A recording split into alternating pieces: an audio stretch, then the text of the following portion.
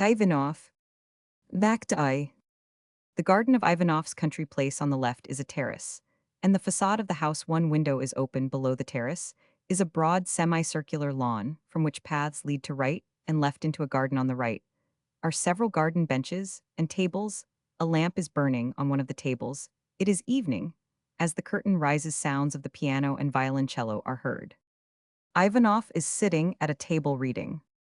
Borkin in top boots and carrying a gun comes in from the rear of the garden. He is a little tipsy. As he sees Ivanoff, he comes toward him on tiptoe, and when he comes opposite him, he stops and points the gun at his face. Ivanoff catches sight of Borkin, shudders and jumps to his feet. Misha, what are you doing? You frighten me? I can't stand your stupid jokes when I am so nervous as this. And having frightened me, you laugh. He sits down. Borkin laughing loudly there. I am sorry, really I won't do it again. Indeed I won't. Take off his cap. How hot it is, just think, my dear boy. I have covered 12 miles in the last 3 hours. I am worn out, just feel how my heart is beating. Ivanoff goes on reading. Oh very well, I shall feel it later. Borkin no feel it now. He takes Ivanoff's hand and presses it against his breast. Can you feel it thumping? That means that it is weak. And that I may die suddenly at any moment? Would you be sorry if I died? Ivanoff, I am reading now. I shall attend to you later. Borkin, no seriously, would you be sorry? If I died, Nicholas, would you be sorry if I died? Ivanoff, leave me alone. Borkin, come tell me if you would be sorry or not. Ivanoff, I am sorry that you smell so of vodka, Misha. It is disgusting. Borkin, do I smell of vodka? How strange. And yet it is not so strange. After all, I met the magistrate on the road. And I must admit that we did drink about 8 glasses together. Strictly speaking, of course, drinking is very harmful. Listen, it is harmful, isn't it? Is it? Is it? Ivanoff, this is unendurable. Let me warn you, Misha, that you are going too far. Borkin, well, excuse me, sit here by yourself. Then, for heaven's sake, if it amuses you, gets up and goes away. What extraordinary people one meets in the world. They won't even allow themselves to be spoken to. He comes back. Oh yes. I nearly forgot, please. Let me have 82 rubles. Ivanoff, why do you want 82 rubles? Borkin, to pay the workmen tomorrow. Ivanoff, I haven't the money. Borkin, many thanks, angrily. So you haven't the money, and yet the workmen must be paid, mustn't they? Ivanoff, I don't know, wait till my salary comes in on the first of the month. Borkin, how is it possible to discuss anything with a man like you? Can't you understand that the workmen are coming tomorrow morning, and not on the first of the month? Ivanoff, how can I help it? Ill be hanged if I can do anything about it now. And what do you mean by this irritating way you have of pestering me whenever I am trying to read or write or... Borkin, must the workmen be paid, or not, I ask you? But good gracious, what is the use of talking to you? Waves his hand. Do you think, because you own an estate, you can command the whole world with your 2,000 acres and your empty pockets? You are like a man who has a cellar full of wine and no corkscrew. I have sold the oats as they stand in the field, yes, sir. And tomorrow I shall sell the rye and the carriage horses. He stamps up and down. Do you think I am going to stand upon ceremony with you? Certainly not. I am not that kind of a man. Anna appears at the open window. Anna, whose voice did I hear just now? Was it yours, Misha? Why are you stamping up and down? Borkin, anybody who had anything to do with your Nicholas would stamp up and down. Anna, listen, Misha, please have some hay carried onto the croquet lawn. Borkin waves his hand. Leave me alone, please. Anna, oh, what manners, they are not becoming to you at all. If you want to be liked by women, you must never let them see you when you are angry or obstinate to her husband. Nicholas, let us go and play on the lawn in the hay. Ivanoff, don't you know it is bad for you to stand at the open window? Annie calls. Shut the window, uncle. The window is shut from the inside. Borkin, don't forget that the interest on the money you owe Lebedev must be paid in 2 days. Ivanoff, I haven't forgotten it. I am going over to see Lebedev today and shall ask him to wait. He looks at his watch. Borkin, when are you going? Ivanoff, at once. Borkin, wait, isn't this Sasha's birthday? So, it is the idea of my forgetting it. What a memory I have. Jumps about. I shall go with you, sings. I shall go, Nicholas, old man, you are the joy of my life. If you were not always so nervous and cross and gloomy, you and I could do great things together. I would do anything for you. Shall I marry Martha Babakina and give you half her fortune? That is not half either, but I'll take it all. Ivanoff, enough of this nonsense. Borkin, no, seriously, shan't I marry Martha? And have the money with you? But no, why should I propose it? How can you understand? Angrily you say to me, stop talking nonsense. You are a good man and a clever one. But you haven't any red blood in your veins, or any well enthusiasm. Why, if you wanted to, you and I could cut a dash together that would shame the devil himself, if you were a normal man, instead of a morbid hypochondriac. We would have 1 million in a year, for instance. If I had 2,300 rubles now, I could make 20,000 in 2 weeks. You don't believe me, you think it is all nonsense. No, it isn't nonsense. Give me 2,300 rubles, and let me try. Ovsianov is selling a strip of land across the river for that price. If we buy this, both banks will be ours, and we shall have the right to build a dam across the river. Isn't that so? We can say that we intend to build a mill, and when the people on the river below us hear that we mean to dam the river, they will of course object violently. And we shall say, if you don't want a dam here, you will have to pay to get us away. Do you see the result? The factory would give us 5,000 rubles, Korolkov. 3,000, the monastery 5,000 more. Ivanov, all that is simply idiotic, Misha. If you don't want me to lose my temper, you must keep your schemes to yourself. Borkin sits down at the table. Of course, I knew how it would be. You never will act for yourself, and you tie my hands so that I am helpless. Enter Shabelsky and Elvov. Shabelsky, the only difference between lawyers and doctors is that lawyers simply rob you, whereas doctors both rob you and kill you. I am not referring to anyone present. Sits down on the bench. They are all frauds and swindlers. Perhaps in Arcadia you might find an exception to the general rule, and yet I have treated thousands of sick people myself in my life, and I have never met a doctor who did not seem to me to be an unmistakable scoundrel. Borkin to Ivanov, yes, you tie my hands and never do anything for yourself, and that is why you have no money. Shabelsky, as I said before, I am not referring to anyone here at present. There may be exceptions, though. After all, he yawns. Ivanov shuts his book. What have you to tell me, doctor? Elvov looks toward the window. Exactly what I said this morning. She must go to the Crimea at once. Walks up and down. Shabelsky bursts out laughing. To the Crimea? Why don't you and I set up as doctors, Misha? Then if some Madame Angot or Ophelia finds the world tiresome and begins to cough and be consumptive, all we shall have to do will be to write out a prescription according to the laws of medicine. That is, first we shall order her a young doctor, and then a journey to the Crimea. There's some fascinating young Tartar. Ivanov interrupting, oh, don't be coarse to Elvov. It takes money to go to the Crimea, and even if I could afford it, you know, she has refused to go. Elvov, yes, she has a pause. Borkin, look here, doctor, is Anna really so ill that she absolutely must go to the Crimea? Elvov, looking toward the window, yes, she has consumption. Borkin, Hugh, how sad. I have seen in her face for some time that she could not last much longer. Elvov, can't you speak quietly? She can hear everything you say. A pause. Borkin, sighing, the life of man is like a flower blooming so gaily in a field. Then along comes a goat, he eats it, and the flower is gone.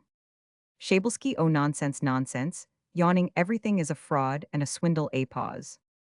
Borkin, gentlemen, I have been trying to tell Nicholas how he can make some money, and have submitted a brilliant plan to him. But my seed, as usual, has fallen on barren soil. Look, what a sight he is now, dull, cross, bored, peevish. Shabelsky gets up and stretches himself. You are always inventing schemes for everybody, you clever fellow, and telling them how to live. Can't you tell me something? Give me some good advice. You ingenious young man, show me a good move to make. Borkin, getting up, I am going to have a swim. Goodbye, gentlemen. To Shabelsky, there are at least 20 good moves you could make. If I were you, I should have 20,000 rubles in a week. He goes out. Shabelsky follows him. Shabelsky, how would you do it? Come explain. Borkin, there is nothing to explain. It is so simple. Coming back. Nicholas, give me a ruble. Ivanov silently hands him the money. Borkin, thanks. Shabelsky, you still hold some trump cards. Shabelsky follows him out. Shabelsky, well, what are they? Borkin, if I were you, I should have 30,000 rubles, and more in a week. They go out together. Ivanov, after a pause, useless people, useless talk, and the necessity of answering stupid questions have wearied me so, doctor, that I am Roman 99.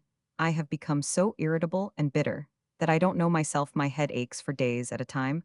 I hear a ringing in my ears. I can't sleep. And yet there is no escape from it all, absolutely none. Elvov, Ivanov, I have something serious to speak to you about. Ivanov, what is it? Elvoff, it is about your wife. She refuses to go to the Crimea alone, but she would go with you. Ivanov thoughtfully, it would cost a great deal for us both to go, and besides, I could not get leave to be away for so long. I have had one holiday already this year. Elvoff, very well, let us admit that now to proceed the best cure for consumption is absolute peace of mind. And your wife has none, whatever she is forever excited by your behavior to her. Forgive me, I am excited, and am going to speak frankly. Your treatment of her is killing her. A pause. Ivanov, let me believe better things of you. Ivanov, what you say is true, I must be terribly guilty. But my mind is confused, my will seems to be paralyzed by a kind of stupor. I can't understand myself. Or anyone else. Looks toward the window. Come, let us take a walk, we might be overheard here. They get up. My dear friend, you should hear the whole story from the beginning if it were not so long and complicated that to tell it would take all night. They walk up and down. Anna is a splendid and exceptional woman. She has left her faith, her parents, and her fortune for my sake. If I should demand 100 other sacrifices, she would consent to everyone without the quiver of an eyelid. Well, I am not a remarkable man in any way, and have sacrificed nothing. However, the story is a long one. In short, the whole point is, my dear doctor, confused, that I married her for love, and promised to love her forever. And now, after 5 years, she loves me still, and he waves his hand now. When you tell me she is dying, I feel neither love nor pity, only a sort of loneliness and weariness to all appearances. This must seem horrible, and I cannot understand myself. What is happening to me? They go out. Shabelsky comes in. Shabelsky, laughing, upon my word, that man is no scoundrel, but a great thinker, a mastermind. He deserves a memorial. He is the essence of modern ingenuity and combines in himself alone the genius of the lawyer, the doctor, and the financier. He sits down on the lowest step of the terrace. And yet he has never finished a course of studies in any college. That is so surprising. What an ideal scoundrel he would have made if he had acquired a little culture and mastered the sciences. You could make 20,000 rubles in a week. He said, you still hold the ace of trumps. It is your title. Laughing, he said, I might get a rich girl to marry me for it. Anna opens the window and looks down. Let me make a match between you and Martha, says he. Who is this Martha? It must be that Babakalkina woman, the one that looks like a laundress. Anna, is that you, Count? Shabelsky, what do you want? Anna laughs. Shabelsky, with a Jewish accent, why do you laugh? Anna, I was thinking of something you said at dinner. Do you remember how was Ida forgiven thief, a doctored horse? Shabelsky, a forgiven thief, a doctored horse, and a Christianized Jew are all worth the same price. Anna, laughing, you can't even repeat the simplest saying without ill nature. You are a most malicious old man. Seriously, seriously. Count, you are extremely disagreeable, and very tiresome and painful to live with. You are always grumbling and growling, and everybody to you is a blackguard and a scoundrel. Tell me honestly, Count, have you ever spoken well of anyone? Shabelsky, is this an inquisition? Anna, we have lived under this same roof now for 5 years, and I have never heard you speak kindly of people, or without bitterness and derision. What harm has the world done to you? Is it possible that you consider yourself better than anyone else? Shabelsky, not at all. I think we are all of us scoundrels and hypocrites. I myself am a degraded old man, and as useless as a cast-off shoe. I abuse myself as much as anyone else. I was rich once and free and happy at times, but now I am a dependent, an object of charity, a joke to the world. When I am at last exasperated and defy them, they answer me with a laugh. When I laugh, they shake their heads sadly and say the old man has gone mad. But oftenest of all, I am unheard and unnoticed by everyone. Anna, quietly screaming again. Shabelsky, who is screaming? Anna, the owl, it screams every evening. Shabelsky, let it scream. Things are as bad as they can be already. Stretches himself. Alas, my dear Sarah, if I could only win 1,000 or 2 rubles, I should soon show you what I could do. I wish you could see me. I should get away out of this hole and leave the bread of charity, and should not show my nose here again until the last judgment day. Anna, what would you do if you were to win so much money? Shabelsky, thoughtfully, first, I would go to Moscow to hear the gypsies play, and then I should fly to Paris and take an apartment and go to the Russian church. Anna, and what else? Shabelsky, I would go and sit on my wife's grave for days and days, and think I would sit there until I died. My wife is buried in Paris. A pause. Anna, how terribly dull this is. Shall we play a duet? Shabelsky, as you like. Go and get the music ready. Anna goes out. Ivanoff and Elvoff appear in one of the paths. Ivanoff, my dear friend, you left college last year. And you are still young and brave, being 35 years old. I have the right to advise. You don't marry a Jewess or a blue stocking or a woman who is queer in any way. Choose some nice commonplace girl. Without any strange and startling points in her character, plan your life for quiet the grayer and more monotonous you can make the background the better, my dear boy. Do not try to fight alone against thousands. Do not tilt with windmills, do not dash yourself against the rocks, and above all may you be spared the so-called rational life. All wild theories and impassioned talk, everything is in the hands of God, so shut yourself up in your shell and do your best. That is the pleasant, honest, healthy way to live. But the life I have chosen has been so tiring, oh so tiring, so full of mistakes, of injustice and stupidity. Catches sight of Shabelsky and speaks angrily. There you are again, uncle, always underfoot, never letting one have a moment's quiet talk. Shabelsky in a tearful voice, is there no refuge anywhere for a poor old devil like me? He jumps up and runs into the house. Ivanoff, now I have offended him. Yes, my nerves have certainly gone to pieces. I must do something about it, I must. Elvoff excitedly, Ivanoff, I have heard all you have to say, and I am going to speak frankly. You have shown me in your voice and manner, as well as in your words, the most heartless egotism and pitiless cruelty. Your nearest friend is dying simply because she is near you. Her days are numbered, and you can feel such indifference that you go about giving advice and analyzing your feelings. I cannot say all I should like to, I have not the gift of words, but I can at least say that you are deeply antipathetic to me. Ivanoff, I suppose I am. As an onlooker, of course, you see me more clearly than I see myself, and your judgment of me is probably right, no doubt. I am terribly guilty. Listens. I think I hear the carriage coming.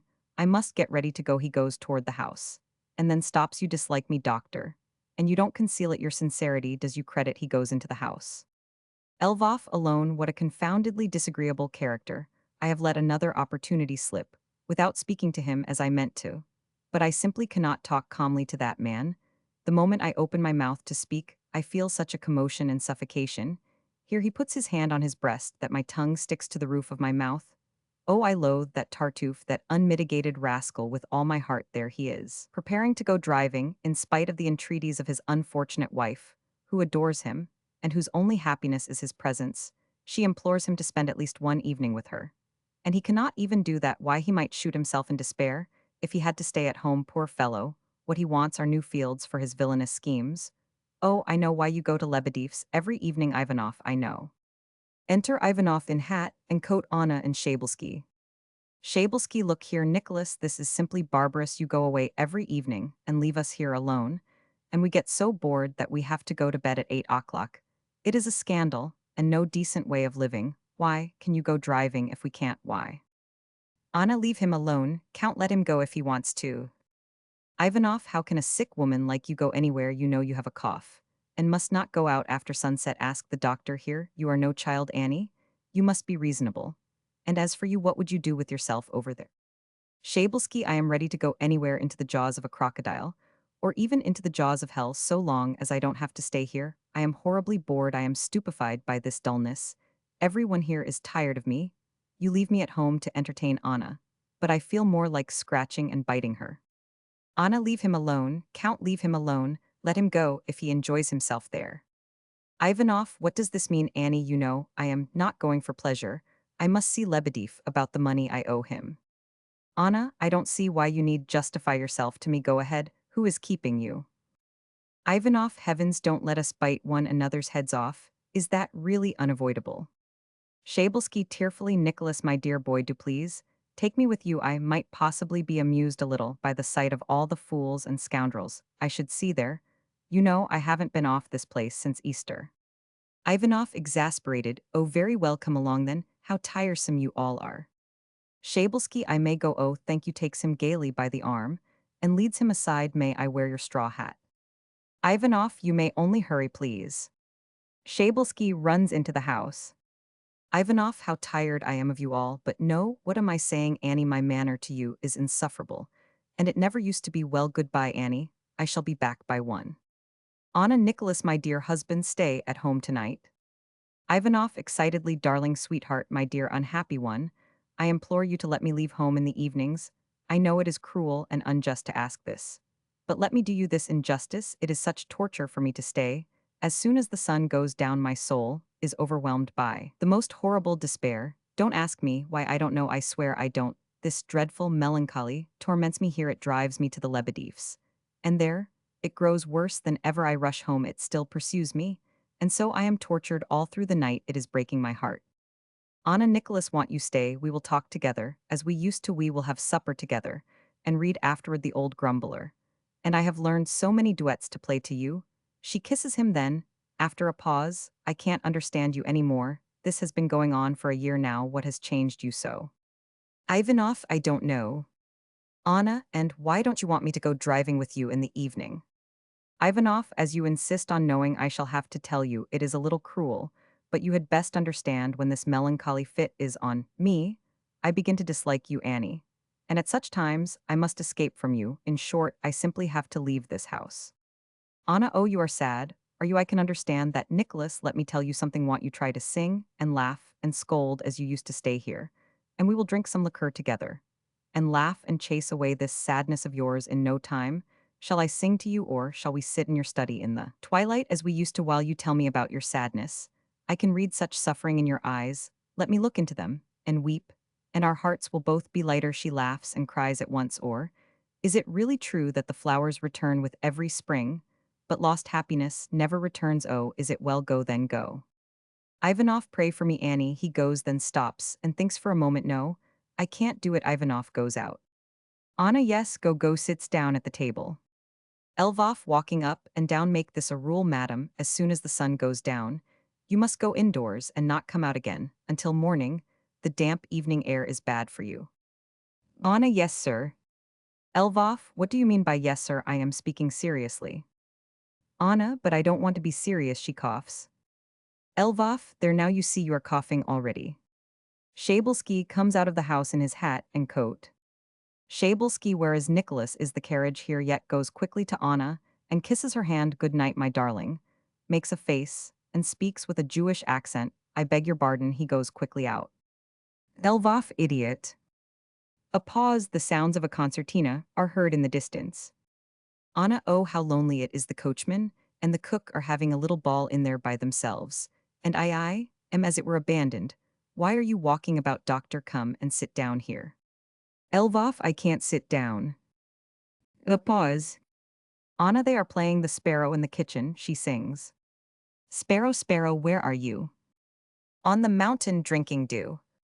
A pause, are your father and mother living, doctor? Lvov, my mother is living, my father is dead. Anna, do you miss your mother very much? Lvov, I am too busy to miss anyone. Anna, laughing, the flowers return with every spring, but lost happiness never returns. I wonder who taught me that. I think it was Nicholas himself. Listens, the owl is hooting again. Lvov, well, let it hoot. Anna, I have begun to think, doctor, that fate has cheated me. Other people, who perhaps are no better than I am, are happy, and have not had to pay for their happiness. But I have paid for it all, every moment of it. And such a price, why should I have to pay so terribly? Dear friend, you are all too considerate and gentle with me to tell me the truth. But do you think I don't know what is the matter with me? I know perfectly well, however, this isn't a pleasant subject with a Jewish accent. I beg your pardon, can you tell funny stories? Lvov, no, I can't. Anna, Nicholas, can I am beginning to be surprised, too, at the injustice of people. Why do they return hatred for love and answer truth with lies? Can you tell me how much longer I shall be hated by my mother and father? They live 50 miles away. And yet I can feel their hatred day and night, even in my sleep. And how do you account for the sadness of Nicholas? He says that he only dislikes me in the evening, when the fit is on him. I understand that, and can tolerate it. But what if he should come to dislike me altogether? Of course that is impossible. And yet no, no, I mustn't even imagine such a thing. Sings. Sparrow, sparrow, where are you? She shudders. What fearful thoughts I have! You are not married, doctor. There are many things that you cannot understand. Lvov, you say you are surprised, but it is you who surprise me. Tell me, explain to me, how you, an honest and intelligent woman, almost a saint, could allow yourself to be so basely deceived and dragged into this den of bears. Why are you here? What have you in common with such a cold and heartless? But enough of your husband. What have you in common with these wicked and vulgar surroundings? With that eternal grumbler, the crazy and decrepit count? With that swindler, that prince of rascals, Misha, with his fool's face? Tell me, I say, how did you get here? Anna laughing, that is what he used to say long ago. Oh, exactly, only his eyes are larger than yours. And when he was excited, they used to shine like Kolsko on go on. Elvoff gets up and waves his hand. There is nothing more to say, go into the house. Anna, you say that Nicholas is not what he should be, that his faults are so. And so how can you possibly understand him? How can you learn to know anyone in 6 months? He is a wonderful man, doctor. And I am sorry you could not have known him, as he was 2 or 3 years ago. He is depressed and silent now, and broods all day without doing anything, but he was splendid. Then, I fell in love with him at first sight. Laughing, I gave one look and was caught like a mouse in a trap. So when he asked me to go with him, I cut every tie that bound me to my old life, as one snips the withered leaves from a plant. But things are different now. He goes to the Lebedevs to amuse himself with other women, and I sit here in the garden, and listen to the owls. The watchman's rattle is heard. Tell me, doctor, have you any brothers and sisters? Elvoff, no. Anna sobs. Elvoff, what is it? What is the matter? Anna, I can't stand it, doctor, I must go. Elvoff, where? Anna to him, I am going have the horses harnessed. She runs into the house. Elvoff, no, I certainly cannot go on treating anyone under these conditions. I not only have to do it for nothing, but I am forced to endure this agony of mind. Besides, no, I can't stand it. I have had enough of it. He goes into the house. The curtain falls. Act Roman 2. The drawing room of Lebedifo's house in the center is a door leading into a garden. Doors open out of the room to the right, and left the room is furnished with valuable old furniture, which is carefully protected by linen. Covers the walls are hung with pictures. The room is lighted by candelabra. Zenaida is sitting on a sofa. The elderly guests are sitting in armchairs on either hand. The young guests are sitting about the room on small chairs. Kosich, Avdosha Nazarovna, George, and others are playing cards in the background. Gabriel is standing near the door on the right. The maid is passing sweetmeats about on a tray. During the entire act, guests come and go from the garden through the room out of the door on the left, and back again. Enter Martha through the door on the right. She goes towards Zenaida. Zenaida gaily, my dearest Martha. Martha, how do you do? Zenaida, let me congratulate you on your daughter's birthday. Zenaida, thank you, my dear. I am delighted to see you. How are you? Martha, very well, indeed. Thank you. She sits down on the sofa. Good evening, young people. The younger guests get up and bow. First guest, laughing, young people. Indeed, do you call yourself an old person? Martha sighing, how can I make any pretense to youth now? First guest, what nonsense, the fact that you are a widow means nothing. You could beat any pretty girl you chose at a canter. Gabriel brings Martha some tea. Zenaida, why do you bring the tea in like that? Go and fetch some jam to eat with it.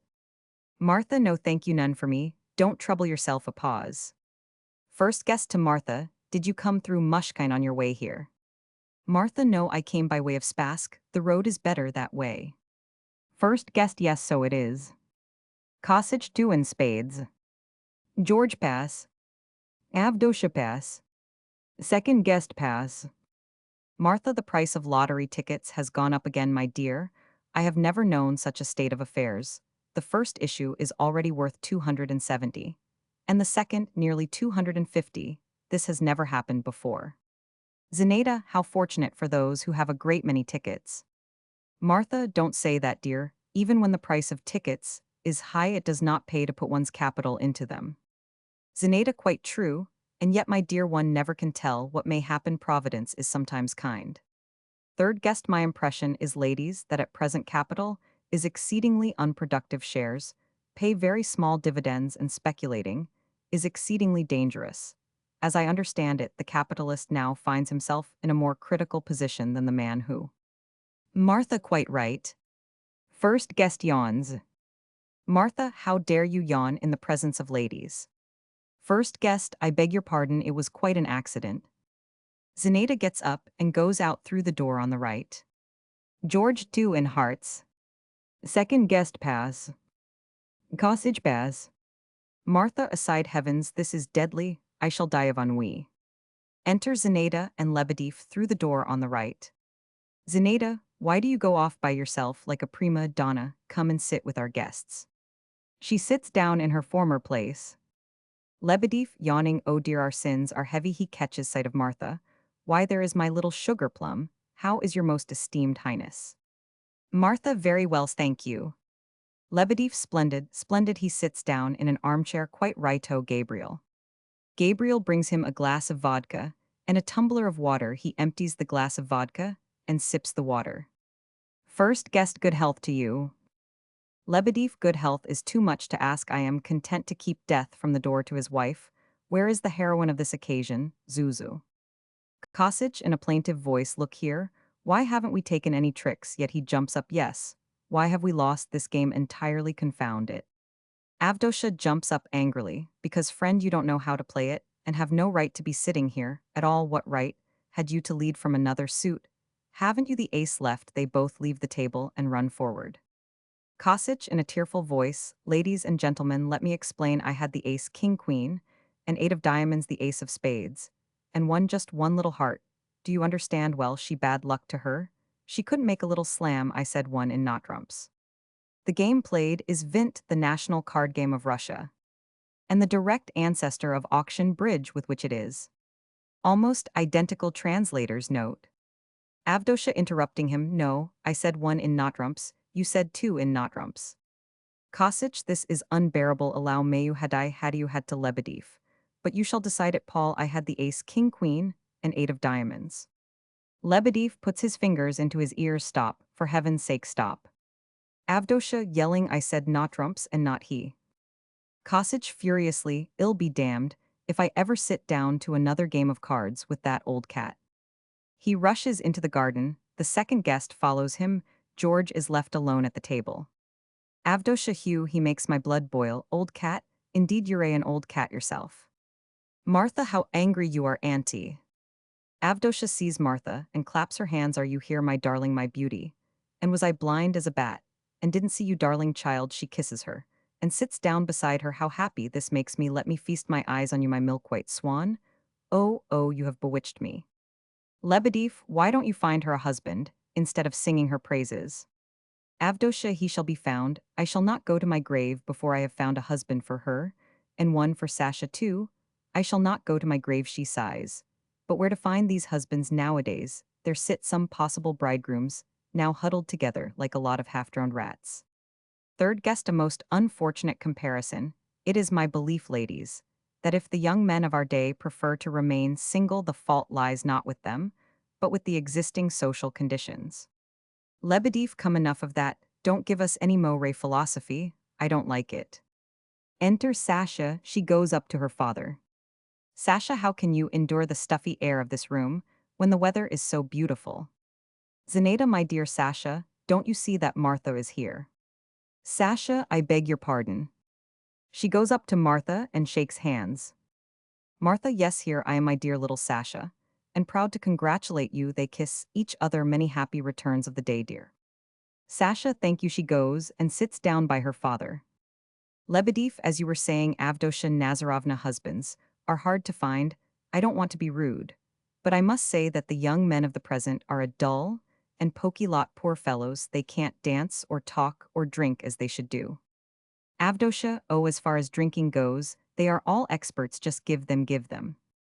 Lebedev, simply to drink is no art a horse can drink. No, it must be done in the right way. In my young days, we used to sit and cudgel our brains all day over our lessons. But as soon as evening came, we would fly off on some spree, and keep it up till dawn. How we used to dance and flirt, and drink too, or sometimes we would sit and chatter and discuss everything under the sun, until we almost wagged our tongues off. But now he waves his hand. Boys are a puzzle to me. They are not willing either to give a candle to God or a pitchfork to the devil. There is only one young fellow in the country who is worth a penny, and he is married. Sighs, they say too, that he is going crazy. Martha, who is he? Lebedev, Nicholas Ivanoff. Martha, yes, he is a fine fellow, only makes a face. He is very unhappy. Zenaida, how could he be otherwise? Poor boy, she sighs. He made such a bad mistake when he married that Jewess of his. He thought, of course, that her parents would give away whole mountains of gold with her. But on the contrary, on the day she became a Christian, they disowned her, and Ivanoff has never seen a penny of the money. He has repented of his folly now, but it is too late. Sasha, mother, that is not true. Martha, how can you say it is not true, Sasha, when we all know it to be a fact? Why did he have to marry a Jewess? He must have had some reason for doing it. Are Russian girls so scarce? No. He made a mistake, poor fellow, a sad mistake. Excitedly. And what on earth can he do with her now? Where could she go if he were to come home? Someday and say, "Your parents have deceived me, leave my house." At once her parents wouldn't take her back. She might find a place as a housemaid, if she had ever learned to work, which she has. He worries and worries her now. But the Count interferes. If it had not been for the Count, he would have worried her to death long ago. Avdosha, they say, he shuts her up in a cellar and stuffs her with garlic, and she eats and eats until her very soul reeks of it. Laughter. Sasha, but father, you know that isn't true. Lebedev, what if it isn't, Sasha? Let them spin yarns. If it amuses them, he calls Gabriel. Gabriel brings him another glass of vodka and a glass of water. Zenaida, his misfortunes have almost ruined him, poor man. His affairs are in a frightful condition. If Borkin did not take such good charge of his estate, he and his Jewess would soon be starving to death, she sighs. And what anxiety he has caused us, heaven only knows. How we have suffered, do you realize, my dear? That for 3 years he has owed us 9,000 rubles. Martha, horrified, 9,000. Zenaida, yes, that is the sum that my dear Paul has undertaken to lend him. He never knows to whom it is safe to lend money, and to whom it is not. I don't worry about the principal, but he ought to pay the interest on his debt. Sasha, hotly, Mama, you have already discussed this subject at least 1,000 times. Zenaida, what difference does it make to you? Why should you interfere? Sasha, what is this mania you all have for gossiping about a man who has never done any of you any harm? Tell me, what harm has he done you? Third guest, let me say 2 words, Miss Sasha. I esteem Ivanoff, and have always found him an honorable man, but between ourselves, I also consider him an adventurer. Sasha, I congratulate you on your opinion. Third guest, in proof of its truth, permit me to present to you the following facts as they were communicated to me by his secretary, or shall I say rather by his factotum Borkin, 2 years ago at the time of the cattle plague. He bought some cattle and had them insured. Zenaida, yes, I remember hearing of that. Third guest, he had them insured, as you understand, and then inoculated them with the disease and claimed the insurance. Sasha, oh, what nonsense, nonsense, nonsense. No one bought or inoculated any cattle. The story was invented by Borkin, who then went about boasting of his clever plan. Ivanoff would not forgive Borkin for 2 weeks after he heard of it. He is only guilty of a weak character and too great faith in humanity. He can't make up his mind to get rid of that Borkin. And so all his possessions have been tricked and stolen from him. Everyone who has had anything to do with Ivanoff has taken advantage of his generosity to grow rich. Lebedev, Sasha, you little firebrand, that will do. Sasha, why do you all talk like this eternal subject of Ivanoff, Ivanoff? And always Ivanoff has grown insufferable. And yet you never speak of anything else. She goes toward the door, then stops and comes back. I am surprised to the young men, and utterly astonished at your patience. Young men, how can you sit there like that? Aren't you bored? Why, the very air is as dull as ditchwater. Do, for heaven's sake, say something. Try to amuse the girls a little. Move about, or if you can't talk of anything except Ivanoff, you might laugh or sing or dance. Lebedev, laughing, that's right, Sasha, give them a good scolding. Sasha, look here, will you do me a favor if you refuse to dance or sing or laugh?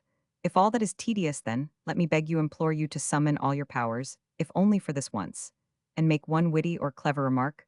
Let it be as impertinent and malicious as you like, so long as it is funny and original. Want you perform this miracle just once to surprise us and make us laugh, or else you might think of some little thing which you could all do together, something to make you stir about. Let the girls admire you for once in their lives. Listen to me. I suppose you want them to like you, then? Why don't try to make them do it, oh dear? There is something wrong with you all. You are a lot of sleepy stickinthemuds. I have told you so 1,000 times, and shall always go on repeating it. There is something wrong with every one of you, something wrong, wrong, wrong. Enter Ivanoff and Shabelsky through the door on the right. Shabelsky, who is making a speech here, is it you, Sasha? He laughs and shakes hands with her. Many happy returns of the day, my dear child. May you live as long as possible in this life, but never be born again. Zenaida, joyfully, my dear Count. Lebedev, who can this be, not you, Count? Shabelsky sees Zenaida and Martha sitting side by side, 2 gold mines side by side. What a pleasant picture it makes. He shakes hands with Zenaida. Good evening. Zuzu shakes hands with Martha. Good evening, Bertie. Zenaida, I am charmed to see you, Count. You are a rare visitor here. Now, calls Gabriel. Bring some tea, please. Sit down. She gets up and goes to the door and back, evidently much preoccupied. Sasha sits down in her former place. Ivanoff silently shakes hands with everyone. Lebedev to Shabelsky, what miracle has brought you here? You have given us a great surprise. Why Count Ure a rascal you haven't been treating us right at all? Leads him forward by the hand, tell me. Why don't you ever come to see us now, are you offended? Shabelsky, how can I get here to see you astride a broomstick? I have no horses of my own. And Nicholas won't take me with him when he goes out, he says. I must stay at home to amuse Sarah, send your horses for me, and I shall come with pleasure. Liebdief with a wave of the hand, oh, that is easy to say. But Zuzu would rather have a fit than lend the horses to anyone, my dear, dear old friend. You are more to me than anyone I know. You and I are survivors of those good old days that are gone forever. And you alone bring back to my mind the love and longings of my lost youth. Of course, I am only joking. And yet, do you know I am almost in tears? Shabelsky, stop, stop, you smell like the air of a wine cellar. Lebedev, dear friend, you cannot imagine how lonely I am. Without my old companions, I could hang myself, whispers Zuzu, has frightened all the decent men away with her stingy ways. And now, we have only this riffraff, as you see Tom, Dick, and Harry, however, drink your tea. Zenaida anxiously to Gabriel, don't bring it in like that, go fetch some jam to eat with it. Shabelsky laughing loudly to Ivanoff, didn't I tell you so to Lebedev? I bet him driving over that as soon as we arrived, Zuzu would want to feed us with jam. Zenaida still joking, Count, she sits down. Lebedev, she made 20 jars of it this year, and how else do you expect her to get rid of it? Shabelsky sits down near the table. Are you still adding to the hoard, Zuzu? You will soon have 1,000,000. Zenaida sighing, I know it seems as if no one could be richer than we, but where do they think the money comes from? It is all gossip. Shabelsky, oh yes, we all know that we know how badly you play your cards. Tell me, Paul, honestly, have you saved up 1,000,000 yet? Lebedev, I don't know, ask Zuzu. Shabelsky to Martha, and my plump little birdie here will soon have 1,000,000 too. She is getting prettier and plumper, not only every day, but every hour. That means she has a nice little fortune. Martha, thank you very much, your highness, but I don't like such jokes. Shabelsky, my dear little gold mine, do you call that a joke? It was a wail of the soul, a cry from the heart that burst through my lips. My love for you and Zuzu is immense. Gaily, oh rapture, oh bliss, I cannot look at you two without a madly beating heart. Zenaida, you are still the same, Count to George, put out the candles, please. George gives a start, he puts out the candles and sits down again. How is your wife, Nicholas? Ivanoff, she is very Roman. 99. The doctor said today that she certainly had consumption. Zenaida, really, oh how sad, she sighs, and we are all so fond of her. Shabelsky, what trash you all talk, that story was invented by that sham doctor, and is nothing but a trick of his. He wants to masquerade as an Esculapius, and so has started this consumption theory. Fortunately, her husband isn't jealous. Ivanoff makes an impatient gesture. As for Sarah, I wouldn't trust a word or an action of hers. I have made a point all my life of mistrusting all doctors, lawyers, and women. They are shammers and deceivers. Lebedev to Shabelsky, you are an extraordinary person, Matthew. You have mounted this misanthropic hobby of yours, and you ride it through thick and thin like a lunatic. You are a man like any other, and yet from the way you talk one would imagine that you had the pip or a cold in the head. Shabelsky, would you have me go about kissing every rascal and scoundrel I meet? Lebedev, where do you find all these rascals and scoundrels? Shabelsky, of course, I am not talking of anyone here present, nevertheless. Lebedev, there you are again with your nevertheless. All this is simply a fancy of yours. Shabelsky, a fancy, it is lucky for you that you have no knowledge of the world. Lebedev, my knowledge of the world is this: I must sit here prepared at any moment to have death come knocking at the door. That is my knowledge of the world at our age, brother, you, and I can't afford to worry about knowledge of the world. So then he calls, oh Gabriel. Shabelsky, you have had quite enough already, look at your nose. Lebedev, no matter, old boy, I am not going to be married today. Zenaida, Dr. Elvoff has not been here for a long time, he seems to have forgotten us. Sasha, that man is one of my aversions. I can't stand his icy sense of honor. He can't ask for a glass of water or smoke a cigarette without making a display of his remarkable honesty. Walking and talking, it is written on his brow, I am an honest man. He is a great bore. Shabelsky, he is a narrow-minded, conceited medico. Angrily, he shrieks like a parrot at every step, make way for honest endeavor, and thinks himself another St. Francis. Everybody is a rascal who doesn't make as much noise as he does. As for his penetration, It is simply remarkable if a peasant is well off and lives decently. He sees at once that he must be a thief and a scoundrel if I wear a velvet coat and am dressed by my valet. I am a rascal. And the valet is my slave. There is no place in this world for a man like him. I am actually afraid of him. Yes, indeed, he is likely out of a sense of duty to insult a man at any moment and to call him a knave. Ivanoff, I am dreadfully tired of him, but I can't help liking him too. He is so sincere. Shabelsky, oh yes, his sincerity is beautiful. He came up to me yesterday evening and remarked absolutely apropos of nothing, Count, I have a deep aversion to you. It isn't as if he said such things simply, but they are extremely pointed. His voice trembles, his eyes flash, his veins swell. Confound his infernal honesty. Supposing I am disgusting and odious to him, what is more natural? I know that I am, but I don't like to be told so to my face. I am a worthless old man. But he might have the decency to respect my gray hairs. Oh, what stupid, heartless honesty. Lebedev, come, you have been young yourself, and should make allowances for him. Shabelsky, yes, I have been young and reckless. I have played the fool in my day, and have seen plenty of knaves and scamps. But I have never called a thief to his face, or talked of ropes in the house of a man who had been hung. I knew how to behave, but this idiotic doctor of yours would think himself in the seventh heaven of happiness if fate would allow him to pull my nose in public in the name of morality and human ideals. Lebedev, young men are all stubborn and restive. I had an uncle once who thought himself a philosopher. He would fill his house with guests, and after he had had a drink he would get up on a chair like this and begin, you ignoramuses, you powers of darkness. This is the dawn of a new life, and so on and so on he would preach and preach. Sasha and the guests. Lebedev, they would just sit and listen, and go on drinking. Once, though, I challenged him to a duel, challenged my own uncle. It came out of a discussion about Sir Francis Bacon. I was sitting, I remember, where Matthew is, and my uncle and the late Gerasim Nilitch were standing over there, about where Nicholas is now. Well, Gerasim Nilitch propounded this question. Enter Borkin, he is dressed like a dandy, and carries a parcel under his arm. He comes in singing and skipping through the door on the right. A murmur of approval is heard. The girls, oh Michael Borkin. Lebedev, hallo Misha. Shabelsky, the soul of the company. Borkin, here we are. He runs up to Sasha, most noble signorina. Let me be so bold as to wish to the whole world many happy returns of the birthday of such an exquisite flower. As you, as a token of my enthusiasm, let me presume to present you with these fireworks. And this Bengal fire of my own manufacture. He hands her the parcel. May they illuminate the night as brightly as you illuminate the shadows of this dark world. He spreads them out theatrically before her. Sasha, thank you.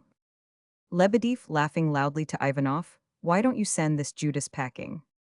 Borkin to Lebedev, my compliments to you, sir. To Ivanoff, how are you, my patron? Sings Nicholas. Voila, hey ho hey. He greets everybody in turn.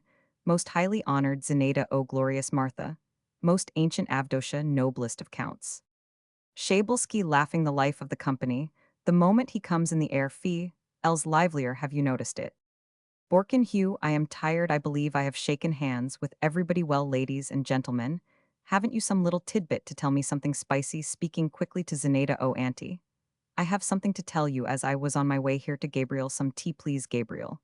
But without jamas, I was on my way here. I saw some peasants down on the riverbank, pulling the bark off the trees.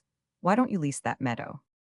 Lebedev to Ivanoff, why don't you send that Judas away? Zenaida, startled, why, that is quite true, I never thought of it. Borkin, swinging his arms, I can't sit still. What tricks shall we be up to next, auntie? I am all on edge. Martha, absolutely exalted, he sings. Once more I stand before thee. Zenaida, think of something to amuse us, Misha, we are all bored.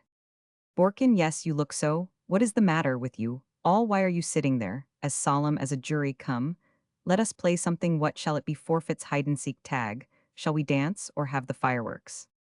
The girls, clapping their hands, the fireworks, they run into the garden.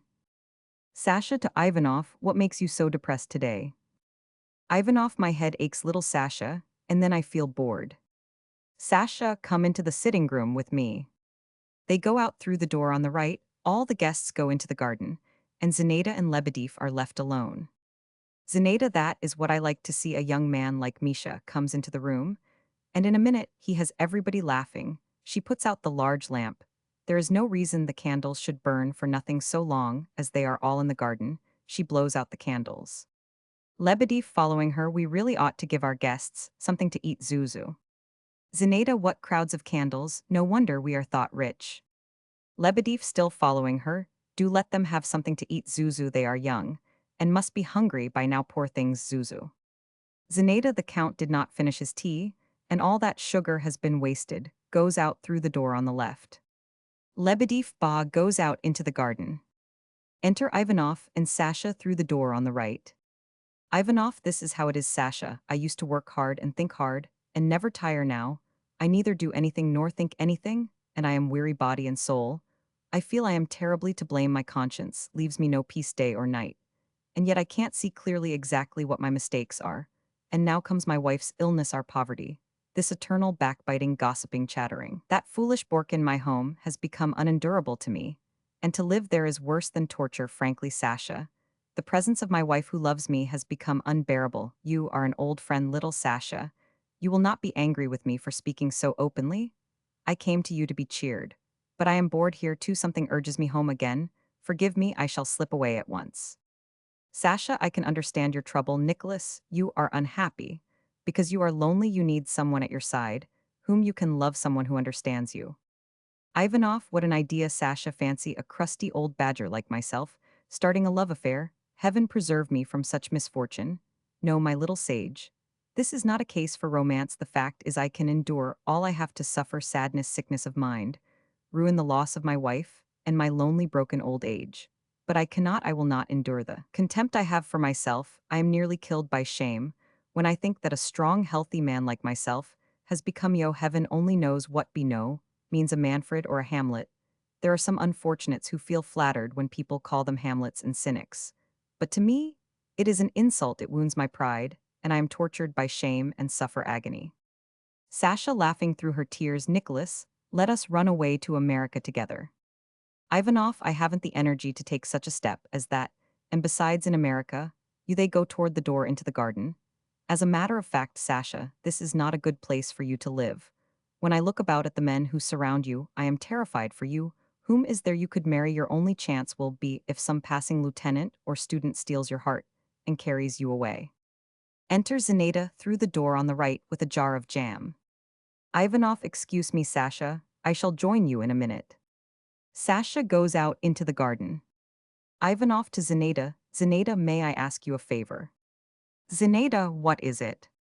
Ivanov, the fact is, you know that the interest on my note is due day after tomorrow, but I should be more than obliged to you if you will let me postpone the payment of it, or would let me add the interest to the capital. I simply cannot pay it now, I haven't the money. Zineda, oh Ivanov, how could I do such a thing? Would it be businesslike? No, no, don't ask, it don't torment an unfortunate old woman. Ivanov, I beg your pardon, he goes out into the garden. Zineda, oh dear, what a fright he gave me, I am trembling all over, goes out through the door on the right. Enter Kosich, through the door on the left he walks across the stage. Kosich, I had the ace, king, queen, and 8 of diamonds, the ace of spades, and one, just one little heart, and Sheme, the foul fiend, fly away with Hirsch, couldn't make a little slam. Goes out through the door on the right. Enter from the garden Avdosha, and first guest. Avdosha, oh how I should like to get my claws into her, the miserable old miser. How I should like it. Does she think it a joke to leave us sitting here, since 5 o'clock, without even offering us a crust to eat? What a house, what management. First guest, I am so bored that I feel like beating my head against the wall, Lord. What a queer lot of people. I shall soon be howling like a wolf, and snapping at them from hunger and weariness. Avdosha, how I should like to get my claws into her, the old sinner. First guest, I shall get a drink, old lady. And then home, I go, I won't have anything to do with these bells of yours. How the devil can a man think of love who hasn't had a drop to drink since dinner? Avdosha, come on, we will go and find something. First guest, sh softly, I think the brandy is in the sideboard in the dining room, we will find George sh. They go out through the door on the left. Enter Anna, and Elvov through the door on the right. Anna, no, they will be glad to see us. Is no one here then? They must be in the garden. Elvov, I should like to know why you have brought me into this den of wolves. This is no place for you and me. Honorable people should not be subjected to such influences as these. Anna, listen to me, Mr. Honorable Man. When you are escorting a lady, it is very bad manners to talk to her the whole way about nothing, but your own honesty such behavior may be perfectly honest. But it is also tedious to say the least. Never tell a woman how good you are, let her find it out herself. My Nicholas used only to sing and tell stories when he was young as you are. And yet every woman knew at once what kind of a man he was. Elvaf, don't talk to me of your Nicholas, I know all about him. Anna, you are a very worthy man, but you don't know anything at all. Come into the garden. He never said I am an honest man.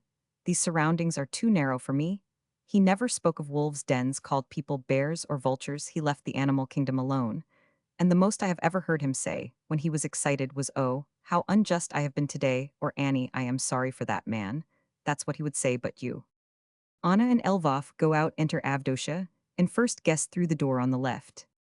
First guest, there isn't any in the dining room, so it must be somewhere in the pantry. We must find George. Come this way through the sitting room. Avdosha, oh, how I should like to get my claws into her. They go out through the door on the right. Martha and Borkin run in laughing from the garden. Shabelsk I comes mincing behind them, laughing and rubbing his hands.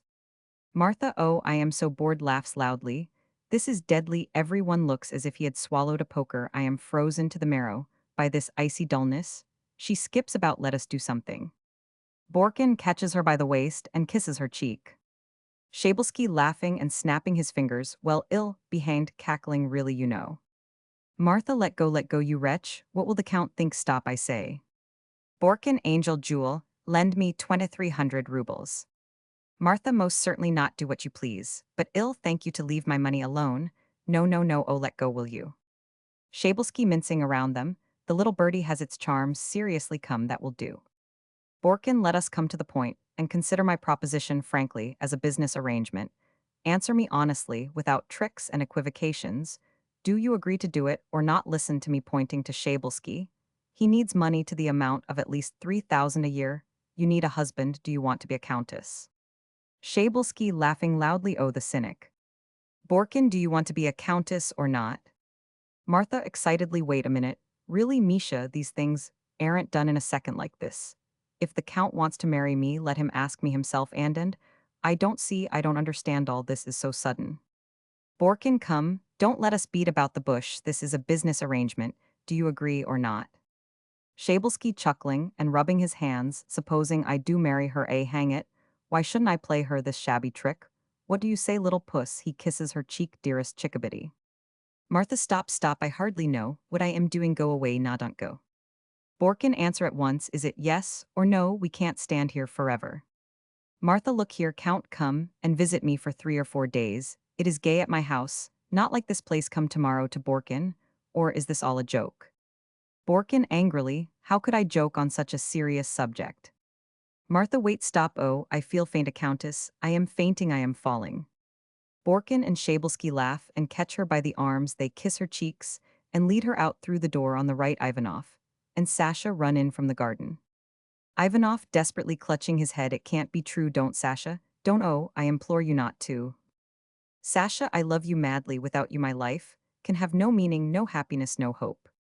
Ivanoff, why do you say that? What do you mean, little Sasha, don't say it. Sasha, you were the only joy of my childhood. I loved you body and soul, then as myself. But now, oh, I love you, Nicholas. Take me with you to the ends of the earth, wherever you wish. But for heaven's sake, let us go at once, or I shall die. Ivanoff, shaking with wild laughter. What is this? Is it the beginning for me of a new life? Is it, Sasha, oh, my happiness, my joy? He draws her to him, my freshness, my youth. Enter Anna from the garden. She sees her husband and Sasha, and stops as if petrified. Ivanoff, oh, then I shall live once more and work.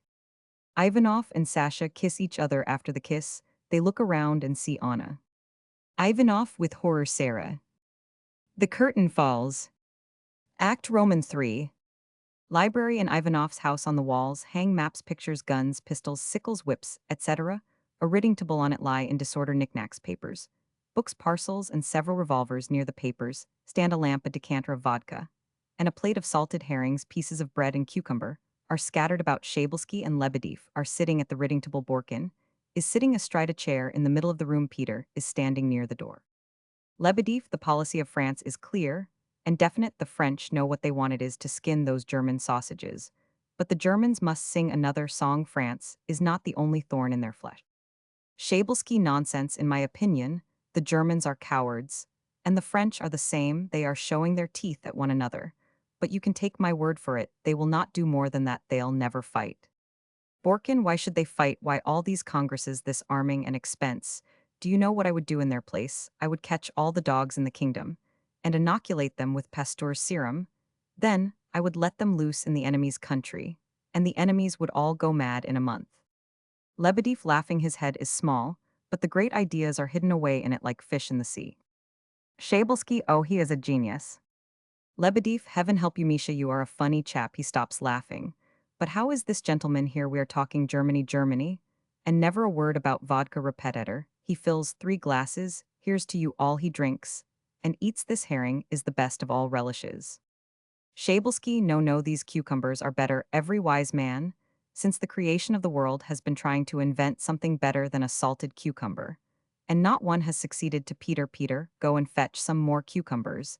And Peter, tell the cook to make 4 little onion pasties. And see that we get them hot. Peter goes out.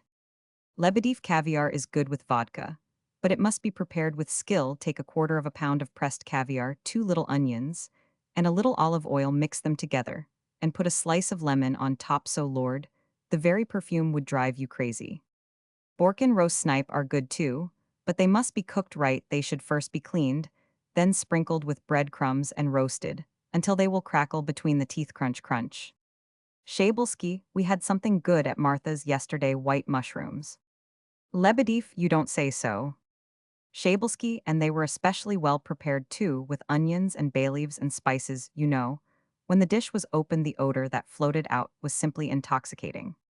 Lebedev, what do you say, gentleman repetitor? He drinks good health to you? He looks at his watch. I must be going, I can't wait for Nicholas. So you say, Martha gave you mushrooms, we haven't seen one at home. Will you please tell me, Count, what plot you are hatching that takes you to Martha's so often? Shabelsky, nodding at Borkin, he wants me to marry her. Lebedev wants you to marry her? How old are you? Shabelsky, 62.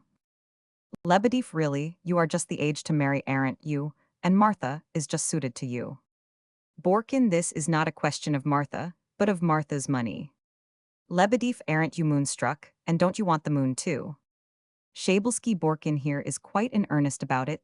The clever fellow is sure I shall obey orders and marry Martha. Borkin, what do you mean, aren't you sure yourself? Shabelsky, are you mad? I never was sure of anything, bah.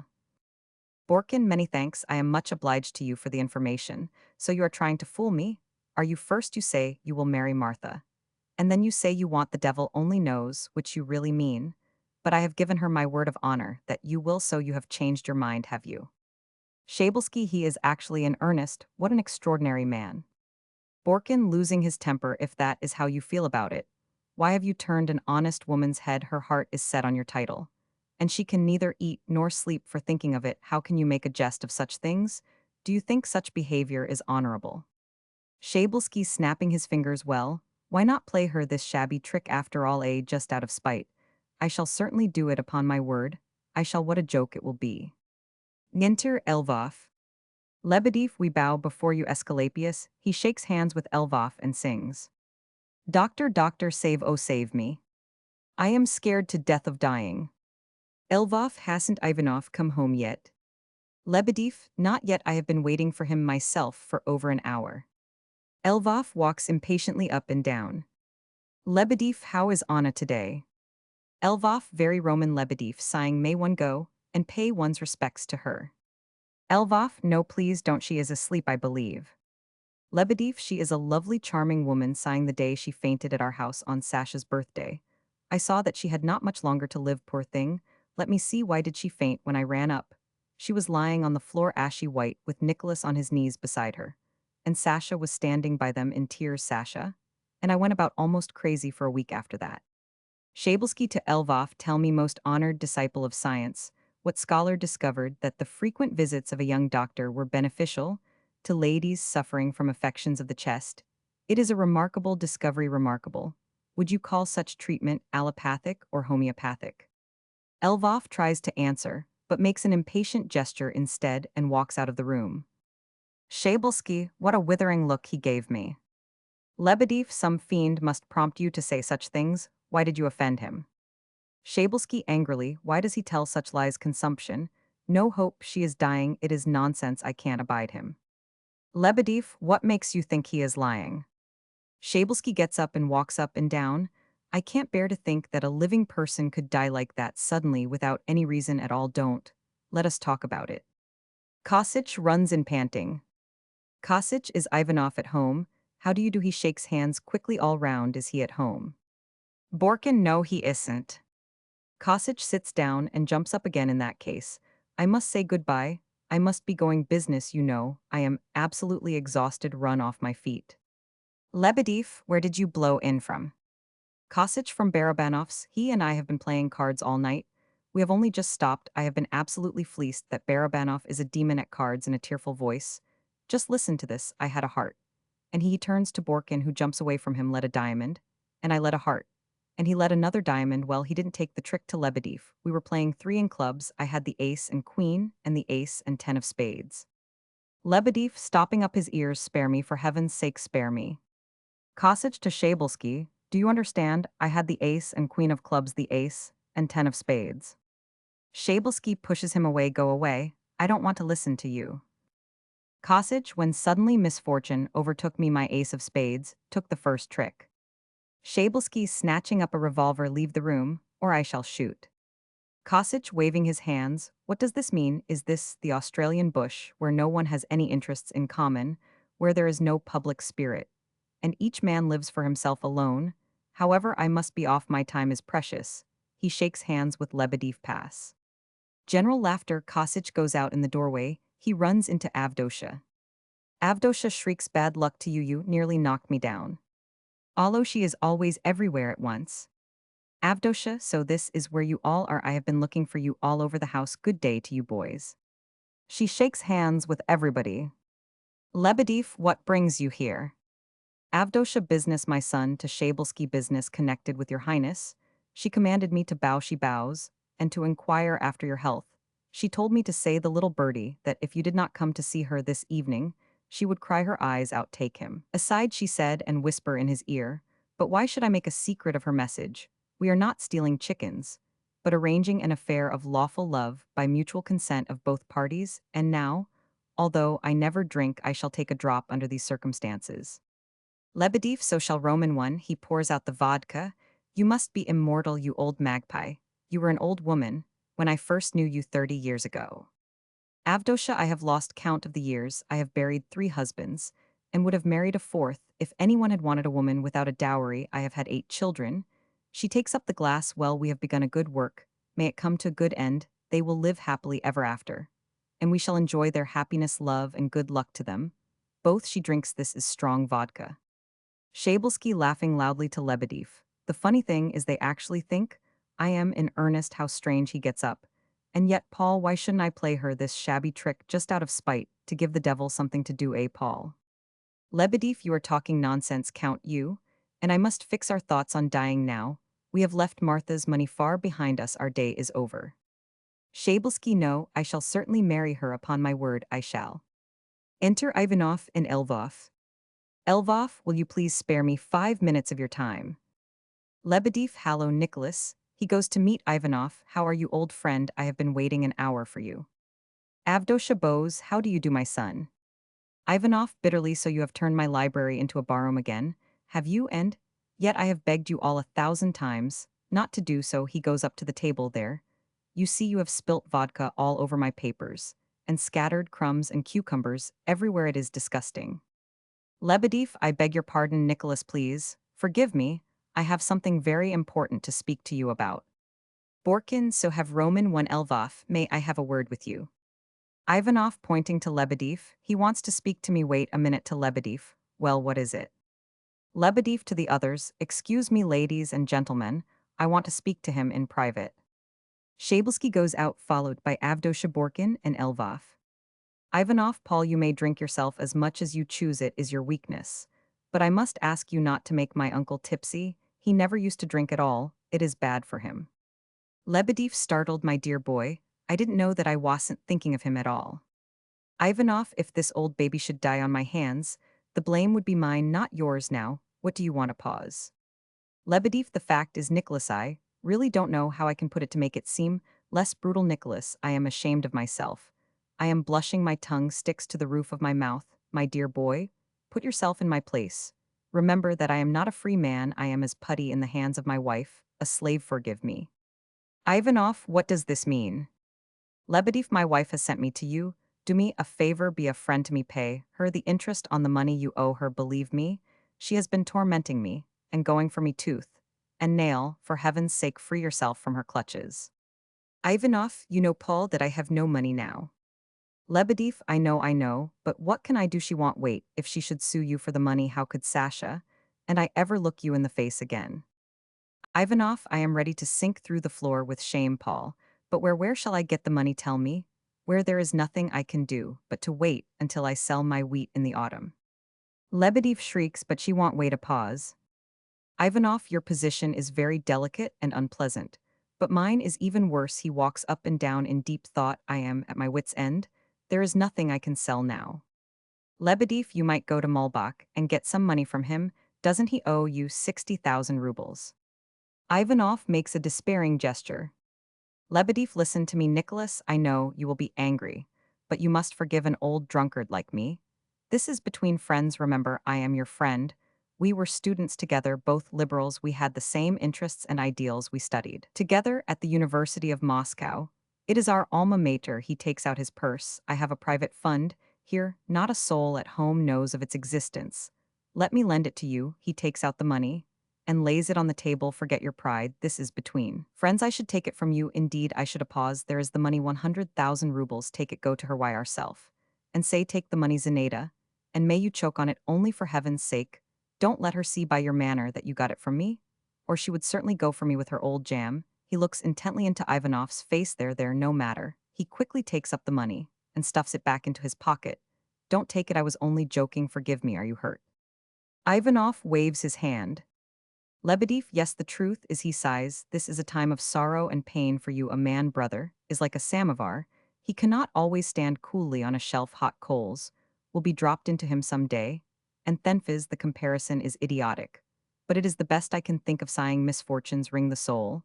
And yet I am not worried about you, brother. Wheat goes through the mill and comes out as flour. And you will come safely through your troubles. But I am annoyed, Nicholas, and angry with the people around you. The whole countryside is buzzing with gossip. Where does it all start, they say? You will be soon arrested for your debts, that you are a bloodthirsty murderer, a monster of cruelty, a robber. Ivanoff, all that is nothing to me, my head is aching. Lebedev, because you think so much. Ivanoff, I never think.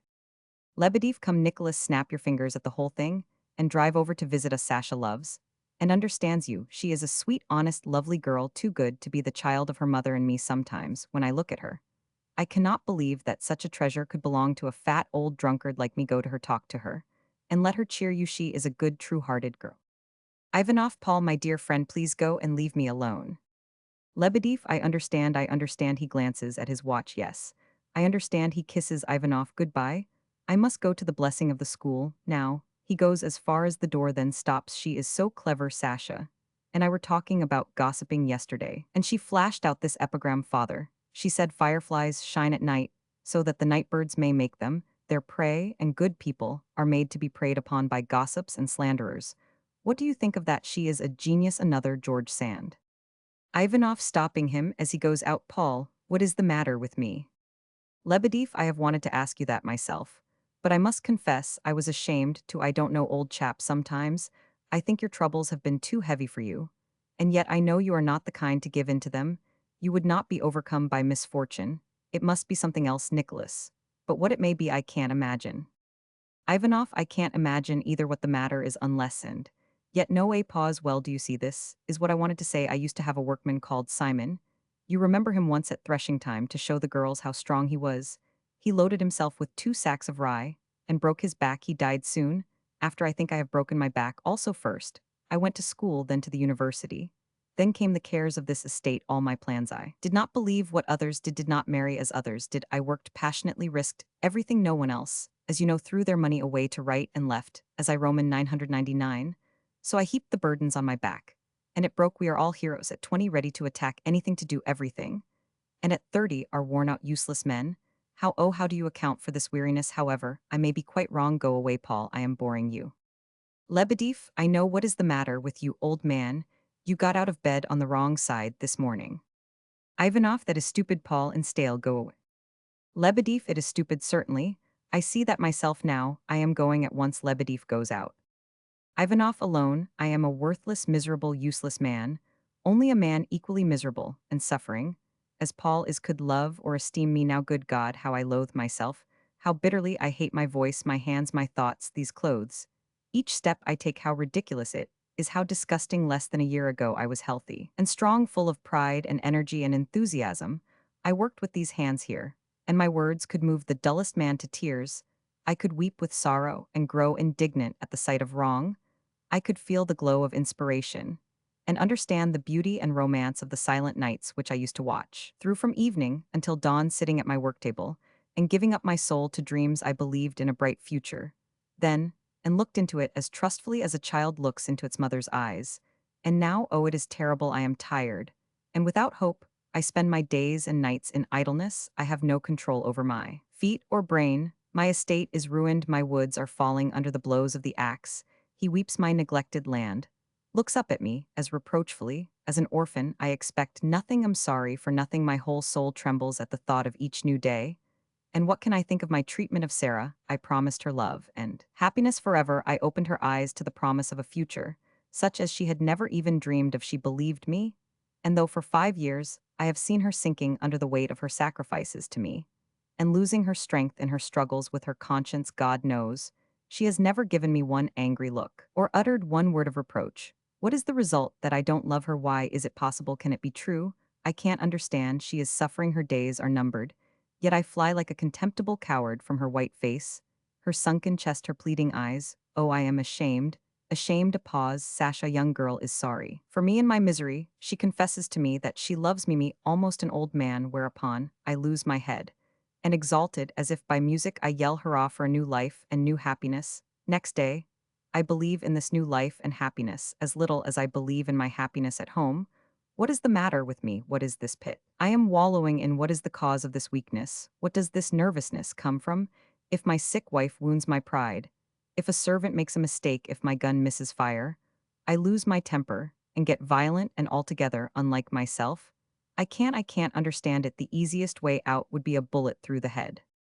Enter Elvov. Elvov, I must have an explanation with you, Ivanov. Ivanov, if we are going to have an explanation every day, doctor, we shall neither of us have the strength to stand it. Elvov, will you be good enough to hear me? Ivanov, I have heard all you have told me every day, and have failed to discover yet what you want me to do. Elvov, I have always spoken plainly enough, and only an utterly heartless and cruel man could fail to understand me. Ivanov, I know that my wife is dying. I know that I have sinned irreparably. I know that you are an honest man. What more can you tell me? Elvov, the sight of human cruelty maddens me. The woman is dying, and she has a mother and father whom she loves and longs to see once more. Before she dies, they know that she is dying, and that she loves them still, but with diabolical cruelty. As if to flaunt their religious zeal, they refuse to see her. And forgive her. You are the man for whom she has sacrificed her home, her peace of mind, everything, yet you unblushingly go gadding to the Lebedevs every evening for reasons that are absolutely unmistakable. Ivanov, ah me, it is 2 weeks since I was there. Elvov, not listening to him. To men like yourself, one must speak plainly. And if you don't want to hear what I have to say, you need not listen. I always call a spade a spade. The truth is you want her to die so that the way may be cleared for your other schemes. Be it so. But can't you wait if, instead of crushing the life out of your wife by your heartless egoism, you let her die naturally? Do you think you would lose Sasha, and Sasha's money, such an absolute Tartuffe, as you are, could turn the girl's head and get her money a year from now as easily as you can today? Why are you in such a hurry? Why do you want your wife to die now, instead of in a month's time or a year's? Ivanov, this is torture. You are a very bad doctor. If you think a man can control himself forever, it is all I can do not to answer your insults. Elvov, look here, whom are you trying to deceive? Throw off this disguise. Ivanov, you who are so clever, you think that nothing in the world is easier than to understand me, do you? I married Annie for her money, did I? And when her parents wouldn't give it to me, I changed my plans and am now hustling her out of the world so that I may marry another woman who will bring me What I want you think, so do you. Oh, how easy and simple it all is, but you are mistaken. Doctor, in each one of us there are too many springs, too many wheels and cogs for us to judge each other by first impressions, or by two or three external indications. I cannot understand you, you cannot understand me, and neither of us can understand himself. A man may be a splendid doctor, and at the same time, a very bad judge of human nature. You will admit that unless you are too self-confident. Elvoff, do you really think that your character is so mysterious, and that I am too stupid to tell vice from virtue? Ivanoff, it is clear that we shall never agree, so let me beg you to answer me now, without any more preamble. Exactly.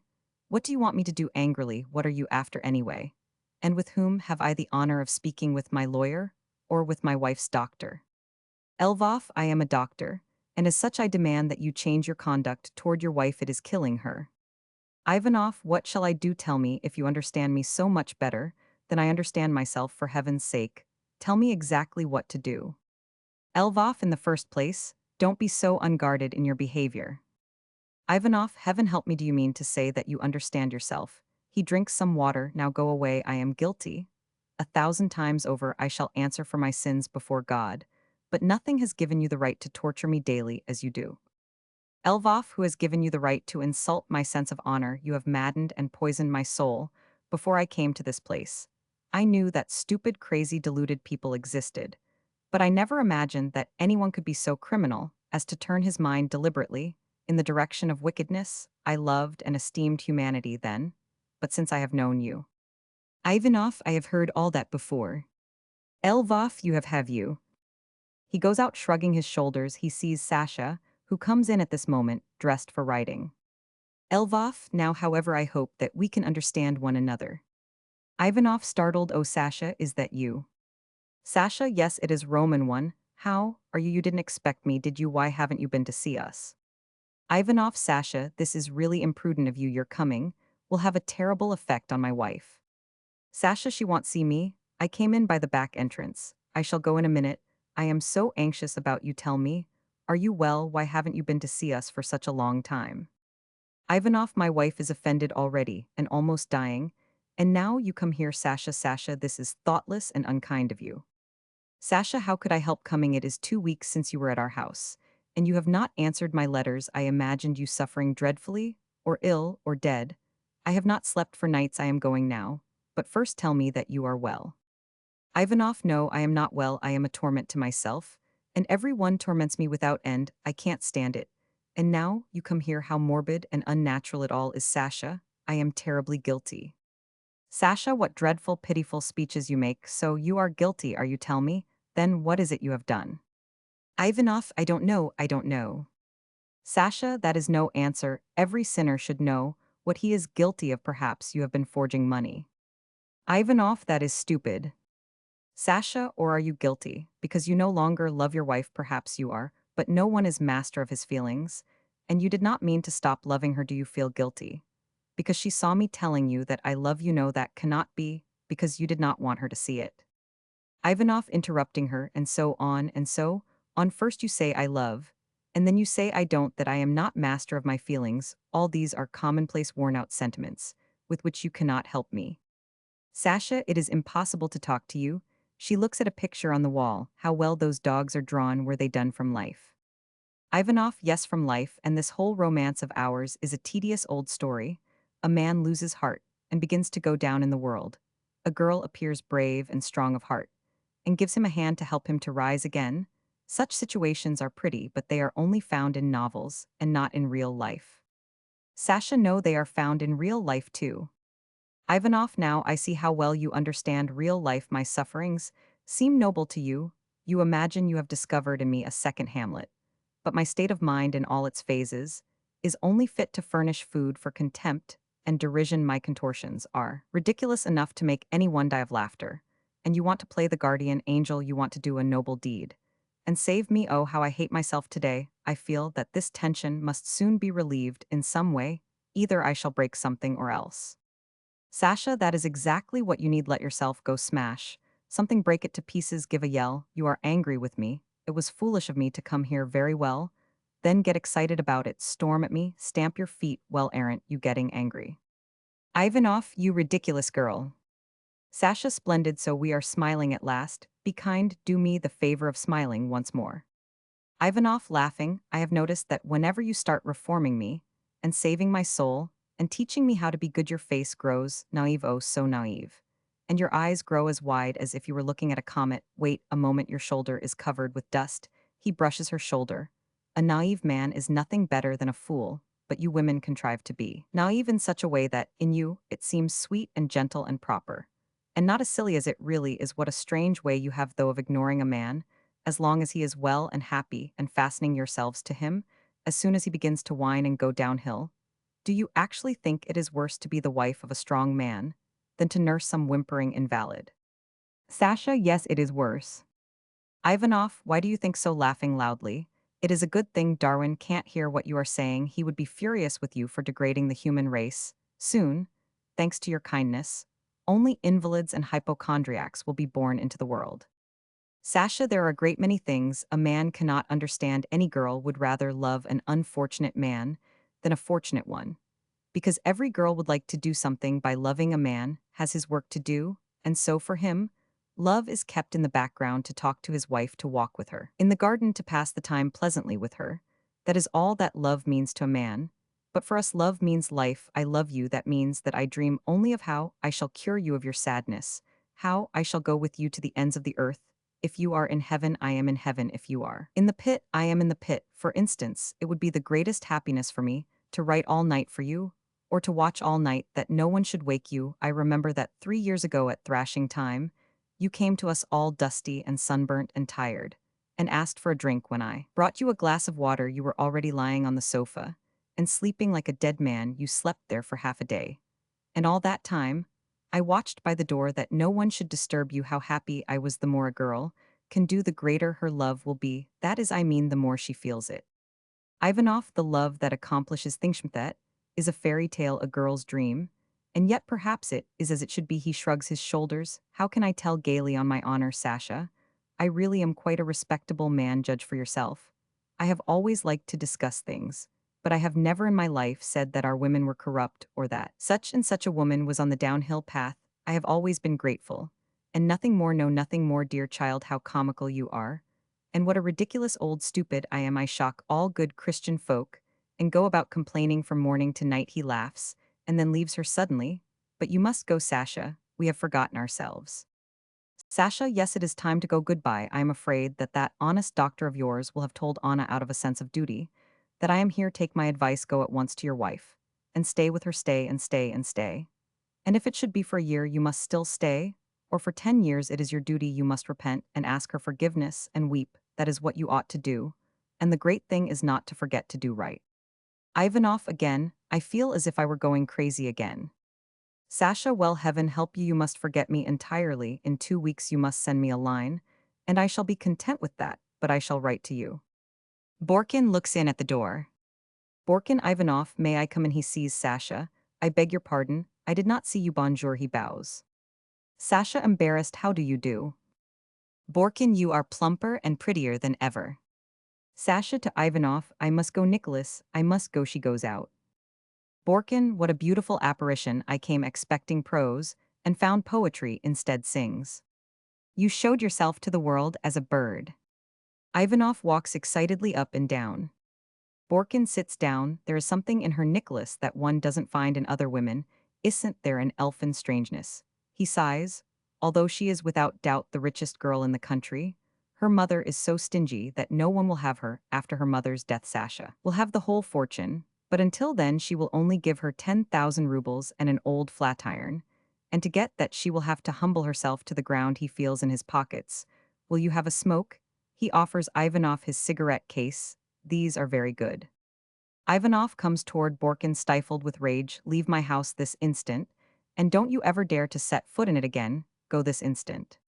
Borkin gets up and drops his cigarette. Ivanoff, go at once. Borkin, Nicholas, what do you mean? Why are you so angry? Ivanoff, why, where did you get those cigarettes? Where you think perhaps that I don't know where you take the old man every day, and for what purpose? Borkin shrugs his shoulders. What business is it of yours? Ivanoff, you blackguard, you, the disgraceful rumors that you have been spreading about me have made me disreputable in the eyes of the whole countryside. You and I have nothing in common. And I ask you to leave my house this instant. Borkin, I know that you are saying all this in a moment of irritation. And so I am not angry with you. Insult me, as much as you please. He picks up his cigarette. It is time, though, to shake off this melancholy of yours. You're not a schoolboy. Ivanoff, what did I tell you? Shuddering, are you making fun of me? Enter Anna. Borkin, there comes Anna. I shall go. Ivanoff stops near the table and stands with his head bowed. Anna, after a pause, what did she come here for? What did she come here for, I ask you? Ivanoff, don't ask me, Annie. A pause. I am terribly guilty. Think of any punishment you want to inflict on me. I can stand anything. But don't ask questions. Anna angrily, so that is the sort of man you are now. I understand you. And can see how degraded, how dishonorable you are. Do you remember that you came to me once and lied to me about your love? I believed you and left my mother, my father, and my faith to follow you. Yes, you lied to me of goodness and honor, of your noble aspirations, and I believed every word. Ivanoff, I have never lied to you, Annie. Anna, I have lived with you 5 years now, and I am tired and ill, but I have always loved you, and have never left you for a moment. You have been my idol. And what have you done all this time? You have been deceiving me in the most dastardly way. Ivanoff, Annie, don't say what isn't so. I have made mistakes, but I have never told a lie in my life. You dare not accuse me of that.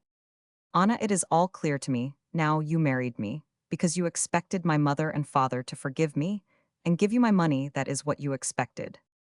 Ivanoff, good Lord, Annie, if I must suffer like this, I must have the patience to bear it. He begins to weep. Anna, be quiet. When you found that I wasn't bringing you any money, you tried another game. Now I remember and understand everything. She begins to cry. You have never loved me or been faithful to men ever.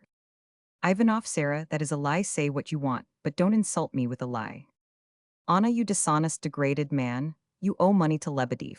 And now, to escape paying your debts, you are trying to turn the head of his daughter and betray her, as you have betrayed me. Can you deny it? Ivanoff, stifled with rage, for heaven's sake, be quiet. I can't answer for what I may do. I am choking with rage, and I might insult you. Anna, I am not the only one whom you have basely deceived. You have always blamed Borkin for all your dishonest tricks, but now I know whose they are. Ivanoff, Sarah, stop at once and go away, or else I shall say something terrible. I long to say a dreadful, cruel thing. He shrieks, hold your tongue, Jewess. Anna, I won't hold my tongue. You have deceived me too long for me to be silent now. Ivanoff, so you won't be quiet. He struggles with himself. Go, for heaven's sake. Anna, go now and betray Sasha. Ivanoff, know then that you are a dying. The doctor told me that you are dying. Anna sits down and speaks in a low voice. When did he? Ivanoff clutches his head with both hands. Oh, how guilty I am, how guilty, he sobs. The curtain falls. About a year passes between the third and fourth acts. Act Roman 4. A sitting room in Lebedev's house. In the middle of the wall at the back of the room is an arch dividing the sitting room from the ballroom. To the right and left are doors. Some old bronzes are placed about the room. Family portraits are hanging on the walls. Everything is arranged as if for some festivity. On the piano lies a violin. Near it stands a violoncello. During the entire act, guests dressed as for a ball are seen walking about in the ballroom. Enter Elvoff, looking at his watch. Elvoff, it is 5 o'clock. The ceremony must have begun. First the priest will bless them, and then they will be led to the church to be married. Is this how virtue and justice triumph? Not being able to rob Sarah? He has tortured her to death, and now he has found another victim whom he will deceive until he has robbed her, and then he will get rid of her as he got rid of poor Sarah. It is the same old sordid story. A pause. He will live to a fine old age in the seventh heaven of happiness, and will die with a clear conscience. No, Ivanoff, it shall not be. I shall drag your villainy to light, and when I tear off that accursed mask of yours and show you to the world as the blackguard you are, you shall come plunging down, head first, from your seventh heaven into a pit so deep that the devil himself will not be able to drag you out of it. I am a man of honor. It is my duty to interfere in such cases as yours, and to open the eyes of the blind. I shall fulfill my mission, and tomorrow will find me far away from this accursed place. Thoughtfully, but what shall I do to have an explanation with Lebedev? Would be a hopeless task. Shall I make a scandal and challenge Ivanoff to a duel? I am as excited as a child, and have entirely lost the power of planning anything. What shall I do? Shall I fight a duel? Enter Kosich, he goes gaily up to Elvov. Kosich, I declared a little slam in clubs yesterday, and made a grand slam, only that man Barabanov spoilt the whole game for me again. We were playing well, I said no trumps. And he said pass 2 in clubs. He passed again. I made it 2 in hearts, he said 3 in clubs. And just imagine, can you what happened, I declared a little slam. And he never showed his ace. If he had showed his ace the villain, I should have declared a grand slam in no trumps. Elvov, excuse me, I don't play cards, and so it is impossible for me to share your enthusiasm. When does the ceremony begin? Kosich, at once I think they are now bringing Zuzu to herself again. She is bellowing like a bull, she can't bear to see the money go. Elvov, and what about the daughter? Kosich, no, it is the money, she doesn't like this affair. Anyway, he is marrying her daughter. And that means he won't pay his debts for a long time, one can't sue one's son-in-law. Martha, very much dressed up, struts across the stage, past Elvov, and Kosich, the latter bursts out laughing behind his hand. Martha looks around. Martha, idiot. Kosich digs her in the ribs and laughs loudly. Martha, boor. Kosich, laughing, the woman's head has been turned. Before she fixed her eye on a title, she was like any other woman. But there is no coming near her, now angrily a boor indeed. Elvov, excitedly, listen to me, tell me honestly, what do you think of Ivanoff? Kosich, he's no good at all, he plays cards like a lunatic. This is what happened last year during Lent, I the Count Borkin, and he sat down to a game of cards I led a. Elvov, interrupting him, is he a good man? Kosich, he, yes, he's a good one, he and the Count are a pair of trumps, they have keen noses for a good game. First Ivanov set his heart on the Jewess, then, when his schemes failed in that quarter, he turned his thoughts towards Zuzu's moneybags. Ill wager you hell ruin Zuzu in a year, he will ruin Zuzu. And the Count will ruin Martha, they will gather up all the money they can lay hands on, and live happily ever after. But doctor, why are you so pale today, you look like a ghost. Elvov, oh it's nothing, I drank a little too much yesterday. Enter Lebedev with Sasha. Lebedev, we can have our talk here, to Elvov and Kosich. Go into the ballroom, you 2 old fogies, and talk to the girls, Sasha, and I want to talk alone here. Kosich, snapping his fingers enthusiastically, as he goes by Sasha, what a picture, a queen of trumps. Lebedev, go along, you old cave dweller, go along. Kosich and Elvov go out. Lebedev, sit down, Sasha. There he sits down and looks about him, listen to me attentively. And with proper respect, the fact is your mother has asked me to say this, do you understand? I am not speaking for myself. Your mother told me to speak to you. Sasha, papa, do say it briefly. Lebedev, when you're married, we mean to give you 15,000 rubles, please. Don't let us have any discussion about it. Afterward, wait now, be quiet. That is only the beginning, the best is yet to come. We have allotted you 15,000 rubles. But in consideration of the fact that Nicholas owes your mother 9,000, that sum will have to be deducted from the amount we mean to give you. Very well, now beside that. Sasha, why do you tell me all this? Lebedev, your mother told me to. Sasha, leave me in peace. If you had any respect for yourself or me, you could not permit yourself to speak to me in this way. I don't want your money, I have not asked for it, and never shall. Lebedev, what are you attacking me for? The 2 rats in Gogol's fable sniffed first and then ran away, but you attack without even sniffing. Sasha, leave me in peace, and do not offend my ears with your tuppenny calculations. Lebedev, losing his temper, bah, you all, every one of you do all you can to make me cut my throat, or kill somebody. One of you screeches and fusses all day, and counts every penny, and the other is so clever and humane, and emancipated that she cannot understand her own father. I offend your ears, do I? Don't you realize that? Before I came here to offend your ears, I was being torn to pieces over there. He points to the door, literally drawn and quartered. So you cannot understand, you 2 have addled my brain, till I am utterly at my wit's end. Indeed, I am. He goes toward the door and stops. I don't like this business at all. I don't like anything about you. Sasha, what is it especially that you don't like? Lebedev, everything, everything. Sasha, what do you mean by everything? Lebedev, let me explain exactly what I mean. Everything displeases me. As for your marriage, I simply can't abide it. He goes up to Sasha and speaks caressingly. Forgive me, little Sasha. This marriage may be a wise one, it may be honest, and not misguided. Nevertheless, there is something about the whole affair that is not right. No, not right. You are not marrying as other girls do. You are young and fresh and pure as a drop of water. And he is a widder, battered and worn. Heaven help him. I don't understand him at all. He kisses his daughter. Forgive me for saying so, Sasha, But I am sure there is something crooked about this affair. It is making a great deal of talk. It seems people are saying that first Sarah died. And then suddenly Ivanoff wanted to marry you quickly. But no, I am like an old woman, I am gossiping like a magpie. You must not listen to me or anyone, only to your own heart. Sasha Papa, I feel myself that there is something wrong about my marriage. Something wrong, yes, wrong, oh. If you only knew how heavy my heart is, this is unbearable, I am frightened. And ashamed to confess this, Papa, darling. You must help me for heaven's sake. Oh, can't you tell me what I should do? Lebedev, what is the matter, Sasha, what is it? Sasha, I am so frightened, more frightened than I have ever been. Before she glances around her, I cannot understand him now, and I never shall. He has not smiled or looked straight into my eyes. Once, since we have been engaged, he is forever complaining and apologizing for something, hinting at some crime he is guilty of, and trembling. I am so tired. There are even moments when I think that I do not love him as I should. And when he comes to see us or talks to me, I get so tired. What does it mean, dear father? I am afraid. Lebedev, my darling, my only child, do, as your old father advises you, give him up. Sasha, frightened, oh, how can you say that? Lebedev, yes, do it, little Sasha. It will make a scandal. All the tongues in the country will be wagging about it. But it is better to live down a scandal than to ruin one's life. Sasha, don't say that, father, oh, don't, I refuse to listen. I must crush such gloomy thoughts. He is good and unhappy and misunderstood. I shall love him and learn to understand him. I shall set him on his feet again. I shall do my duty, that is settled. Lebedev, this is not your duty, but a delusion.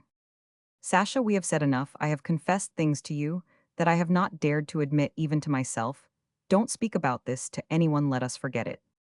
Lebedev, I am hopelessly puzzled, and either my mind is going from old age, or else you have all grown very clever, but ill be hanged if I understand this business at all. Enter Shabelsky. Shabelsky, confound you all and myself, too, this is maddening. Lebedev, what do you want? Shabelsky, seriously, I must really do something horrid and rascally, so that not only I but everybody else will be disgusted by it. I certainly shall find something to do, upon my word. I have already told Borkin to announce that I am to be married. He laughs, everybody is a scoundrel. And I must be one too. Lebedev, I am tired of you, Matthew. Look here, man, you talk in such a way that, excuse my saying, so you will soon find yourself in a lunatic asylum. Shabelsky, could a lunatic asylum possibly be worse than this house or any other? Kindly take me there at once, please do. Everybody is wicked and futile and worthless. And stupid. I am an object of disgust to myself. I don't believe a word I say. Lebedev, let me give you a piece of advice, old man. Fill your mouth full of tow, light it, and blow at everybody, or better still, take your hat and go home. This is a wedding. We all want to enjoy ourselves. And you are croaking like a raven, yes, really. Shabelsky leans on the piano and begins to sob. Lebedev, good gracious, Matthew, count, what is it, dear? Matthew, old friend, have I offended you? There, forgive me. I didn't mean to hurt you. Come, drink some water. Shabelsky, I don't want any water, raises his head. Lebedev, what are you crying about? Shabelsky, nothing in particular, I was just crying. Lebedev, Matthew, tell me the truth, what is it, what has happened? Shabelsky, I caught sight of that violoncello and I remembered the Jewess. Lebedev, what an unfortunate moment you have chosen to remember her. Peace be with her, but don't think of her now. Shabelsky, we used to play duets together. She was a beautiful, a glorious woman. Sasha sobbed. Lebedev, what are you crying to? Stop, Sasha, dear me. They are both howling now, and I do go away, the guests will see you. Shabelsky, Paul, when the sun is shining, it is gay even in a cemetery. One can be cheerful even in old age if it is lighted by hope. But I have nothing to hope for, not a thing. Lebedev, yes, it is rather sad for you. You have no children, no money, no occupation. Well, but what is there to be done about it? To Sasha, what is the matter with you, Sasha? Shabelsky, Paul, give me some money, I will repay you in the next world. I would go to Paris and see my wife's grave. I have given away a great deal of money in my life, half my fortune indeed. And I have a right to ask for some now. Besides, I am asking a friend. Lebedev, embarrassed, my dear boy, I haven't a penny, all right, though, that is to say, I can't promise anything. But you understand very well, very well. Aside, this is agony. Enter Martha. Martha, where is my partner, Count? How dare you leave me alone? You are horrid. She taps Shabelsky on the arm with her fan. Shabelsky impatiently leave me alone, I can't abide you. Martha frightened how what? Shabelsky go away. Martha sinks into an armchair, oh oh oh, she bursts into tears. Enters Zenaida crying. Zenaida, someone has just arrived, it must be one of the ushers. It is time for the ceremony to begin. Sasha imploringly mother. Lebedev, well now you are all bawling, what a quartet, come. Don't let us have any more of this dampness, Matthew. Martha. If you go on like this I shall cry, two bursts into tears, heavens. Zenaida, if you don't need your mother any more, if you are determined not to obey her, I shall have to do as you want, and you have my blessing. Enter Ivanoff, dressed in a long coat with gloves on. Lebedev, this is the finishing touch, what do you want? Shabelsky, why are you here? Ivanoff, I beg your pardon, you must allow me to speak to Sasha alone. Lebedev, the bridegroom, must not come to see the bride before the wedding, it is time for you to go to the church. Ivanoff, Paul, I implore you. Lebedev shrugs his shoulders. Lebedev, Zenaida, Shabelsky, and Martha go out. Sasha sternly, what do you want? Ivanoff, I am choking with anger, I cannot speak, calmly listen to me. As I was dressing, just now for the wedding, I looked in the glass, and saw how gray my temples were. Sasha, this must not be, let us end this senseless comedy before it is too late, you are young, and pure, you have all your life before you, but I. Sasha, the same old story, I have heard it 1,000 times, and I am tired of it, go quickly to the church, and don't keep everybody waiting. Ivanoff, I shall go straight home, and you must explain to your family, somehow, that there is to be no wedding, explain it, as you please, it is time we came to our senses. I have been playing the part of Hamlet, and you have been playing the part of a noble and devoted girl. We have kept up the farce long enough. Sasha, losing her temper, how can you speak to me like this, I won't have it. Ivanoff, but I am speaking, and will continue to speak. Sasha, what do you mean by coming to me like this? Your melancholy has become absolutely ridiculous. Ivanoff, no, this is not melancholy. It is ridiculous, is it? Yes, I am laughing. And if it were possible for me to laugh at myself, 1,000 times more bitterly, I should do so. And set the whole world laughing too in derision. A fierce light has suddenly broken over my soul. As I looked into the glass, just now I laughed at myself and nearly went mad with shame. He laughs melancholy. Indeed, noble grief, uncontrollable sorrow. It only remains for me now to begin to write verses. Shall I mope and complain, sadden everybody? I meet confess that my manhood has gone forever, that I have decayed, outlived my purpose, that I have given myself up to cowardice, and am bound hand and foot by this loathsome melancholy. Shall I confess all this when the sun is shining so brightly, and when even the ants are carrying their little burdens in peaceful self-content? No thanks can I endure the knowledge that one will look upon me as a fraud, while another pities me, a third lends me a helping hand, or worst of all, a fourth listens reverently to my sighs, looks upon me as a new Mahomet, and expects me to expound a new religion every moment. No, thank God for the pride and conscience, he has left me still on my way here. I laughed at myself, and it seemed to me that the flowers and birds were laughing mockingly too. Sasha, this is not anger but madness. Ivanoff, you think so? Do you know, I am not mad, I see things in their right light now, and my mind is as clear as your conscience. We love each other, but we shall never be married. It makes no difference how I rave and grow bitter by myself, but I have no right to drag another down with me. My melancholy robbed my wife of the last year of her life. Since you have been engaged to me, you have forgotten how to laugh, and have aged 5 years. Your father, to whom life was always simple and clear thanks to me, is now unable to understand anybody. Wherever I go, whether hunting or visiting, it makes no difference. I carry depression, dullness, and discontent along with me. Wait, don't interrupt me. I am bitter and harsh, I know, but I am stifled with rage. I cannot speak otherwise. I have never lied, and I never used to find fault with my lot. But since I have begun to complain of everything, I find fault with it involuntarily and against my will. When I murmur at my fate, everyone who hears me is seized with the same disgust of life, and begins to grumble too. And what a strange way I have of looking at things, exactly as if I were doing the world a favor by living in it. Oh, I am contemptible. Sasha, wait a moment. From what you have just said, it is obvious that you are tired of your melancholy mood, and that the time has come for you to begin life afresh. How splendid. Ivanoff, I don't see anything splendid about it. How can I lead a new life? I am lost, forever. It is time we both understood that a new life indeed. Sasha, Nicholas, come to your senses. How can you say you are lost What do you mean by such cynicism? No, I won't listen to you, or talk with you. Go to the church. Ivanov, I am lost. Sasha, don't talk so loud, our guests will hear you. Ivanov, if an intelligent, educated, and healthy man begins to complain of his lot and go downhill, there is nothing for him to do but to go on down until he reaches the bottom. There is no hope for him. Where could my salvation come from? How can I save myself? I cannot drink, because it makes my head ache. I never could write bad poetry. I cannot pray for strength and see anything lofty in the languor of my soul. Laziness is laziness, and weakness weakness. I can find no other names for them. I am lost, I am lost. There is no doubt of that. Looking around, someone might come and listen. Sasha, if you love me, you must help me. Renounce me this minute, quickly. Sasha, oh Nicholas, if you only knew how you are torturing me, what agony I have to endure for your sake. Good, thoughtful friend, judge for yourself. Can I possibly solve such a problem each day? You put some horrible problem before me, each one more difficult than the last. I wanted to help you with my love, but this is martyrdom. Ivanov, and when you are my wife, the problems will be harder than ever. Understand this. It is not love that is urging you to take this step, but the obstinacy of an honest nature. You have undertaken to reawaken the man in me, and to save me in the face of every difficulty.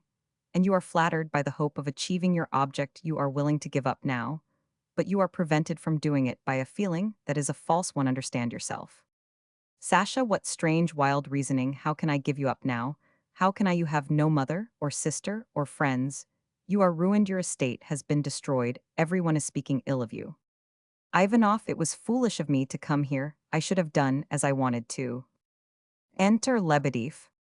Sasha, running to her father. Father, he has rushed over here like a madman, and is torturing me. He insists that I should refuse to marry him. He says he doesn't want to drag me down with him. Tell him that I won't accept his generosity. I know what I am doing. Lebedev, I can't understand a word of what you are saying. What generosity? Ivanov, this marriage is not going to take place. Sasha, it is going to take place. Papa, tell him that it is going to take place. Lebedev, wait, what objection have you to the marriage? Ivanov, I have explained it all to her, but she refuses to understand me.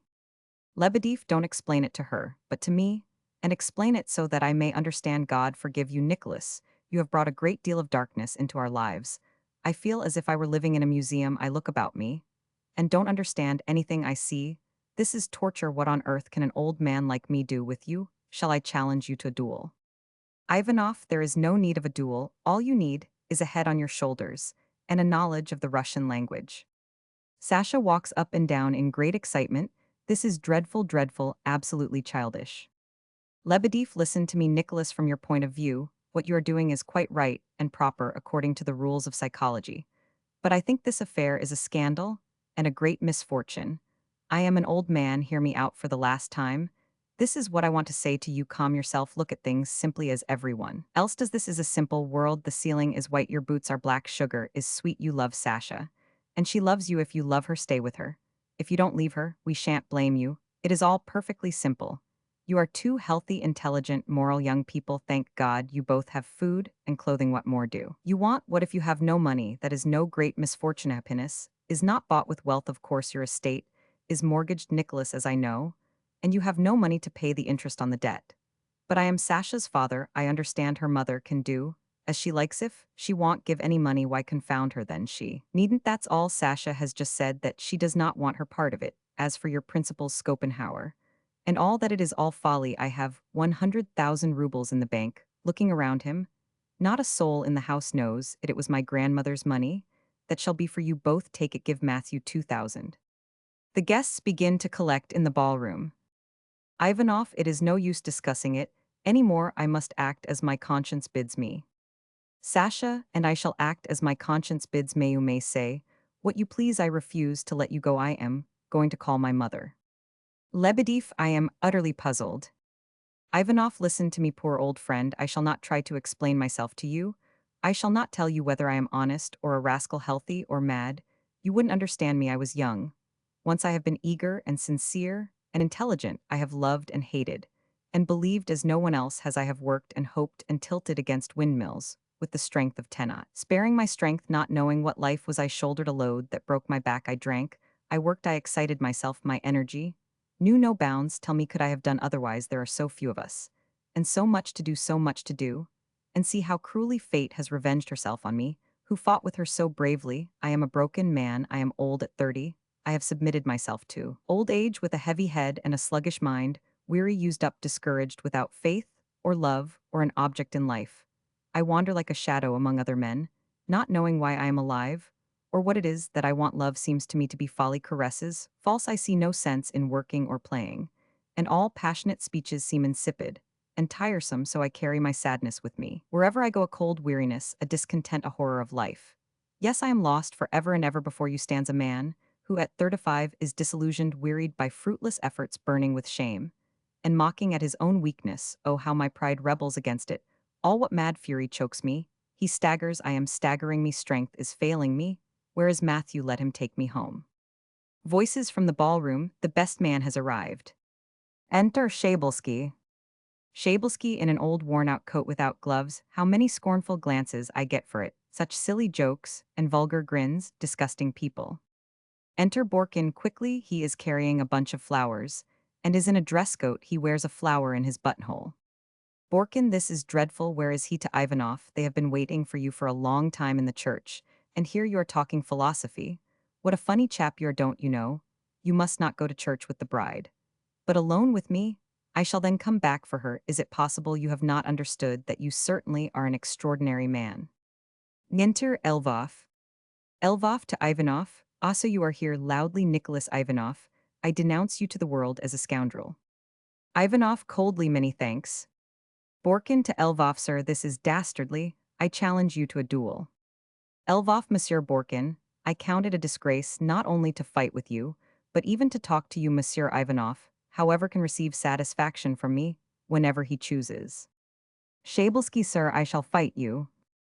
Sasha to Elvoff, why, oh, why have you insulted him, gentlemen? I beg you let him tell me why he has insulted him. Elvoff, Miss Sasha, I have not insulted him without cause. I came here as a man of honor to open your eyes, and I beg you to listen to what I have to tell you. Sasha, what can you possibly have to tell me? That you are a man of honor? The whole world knows it. You had better tell me on your honor.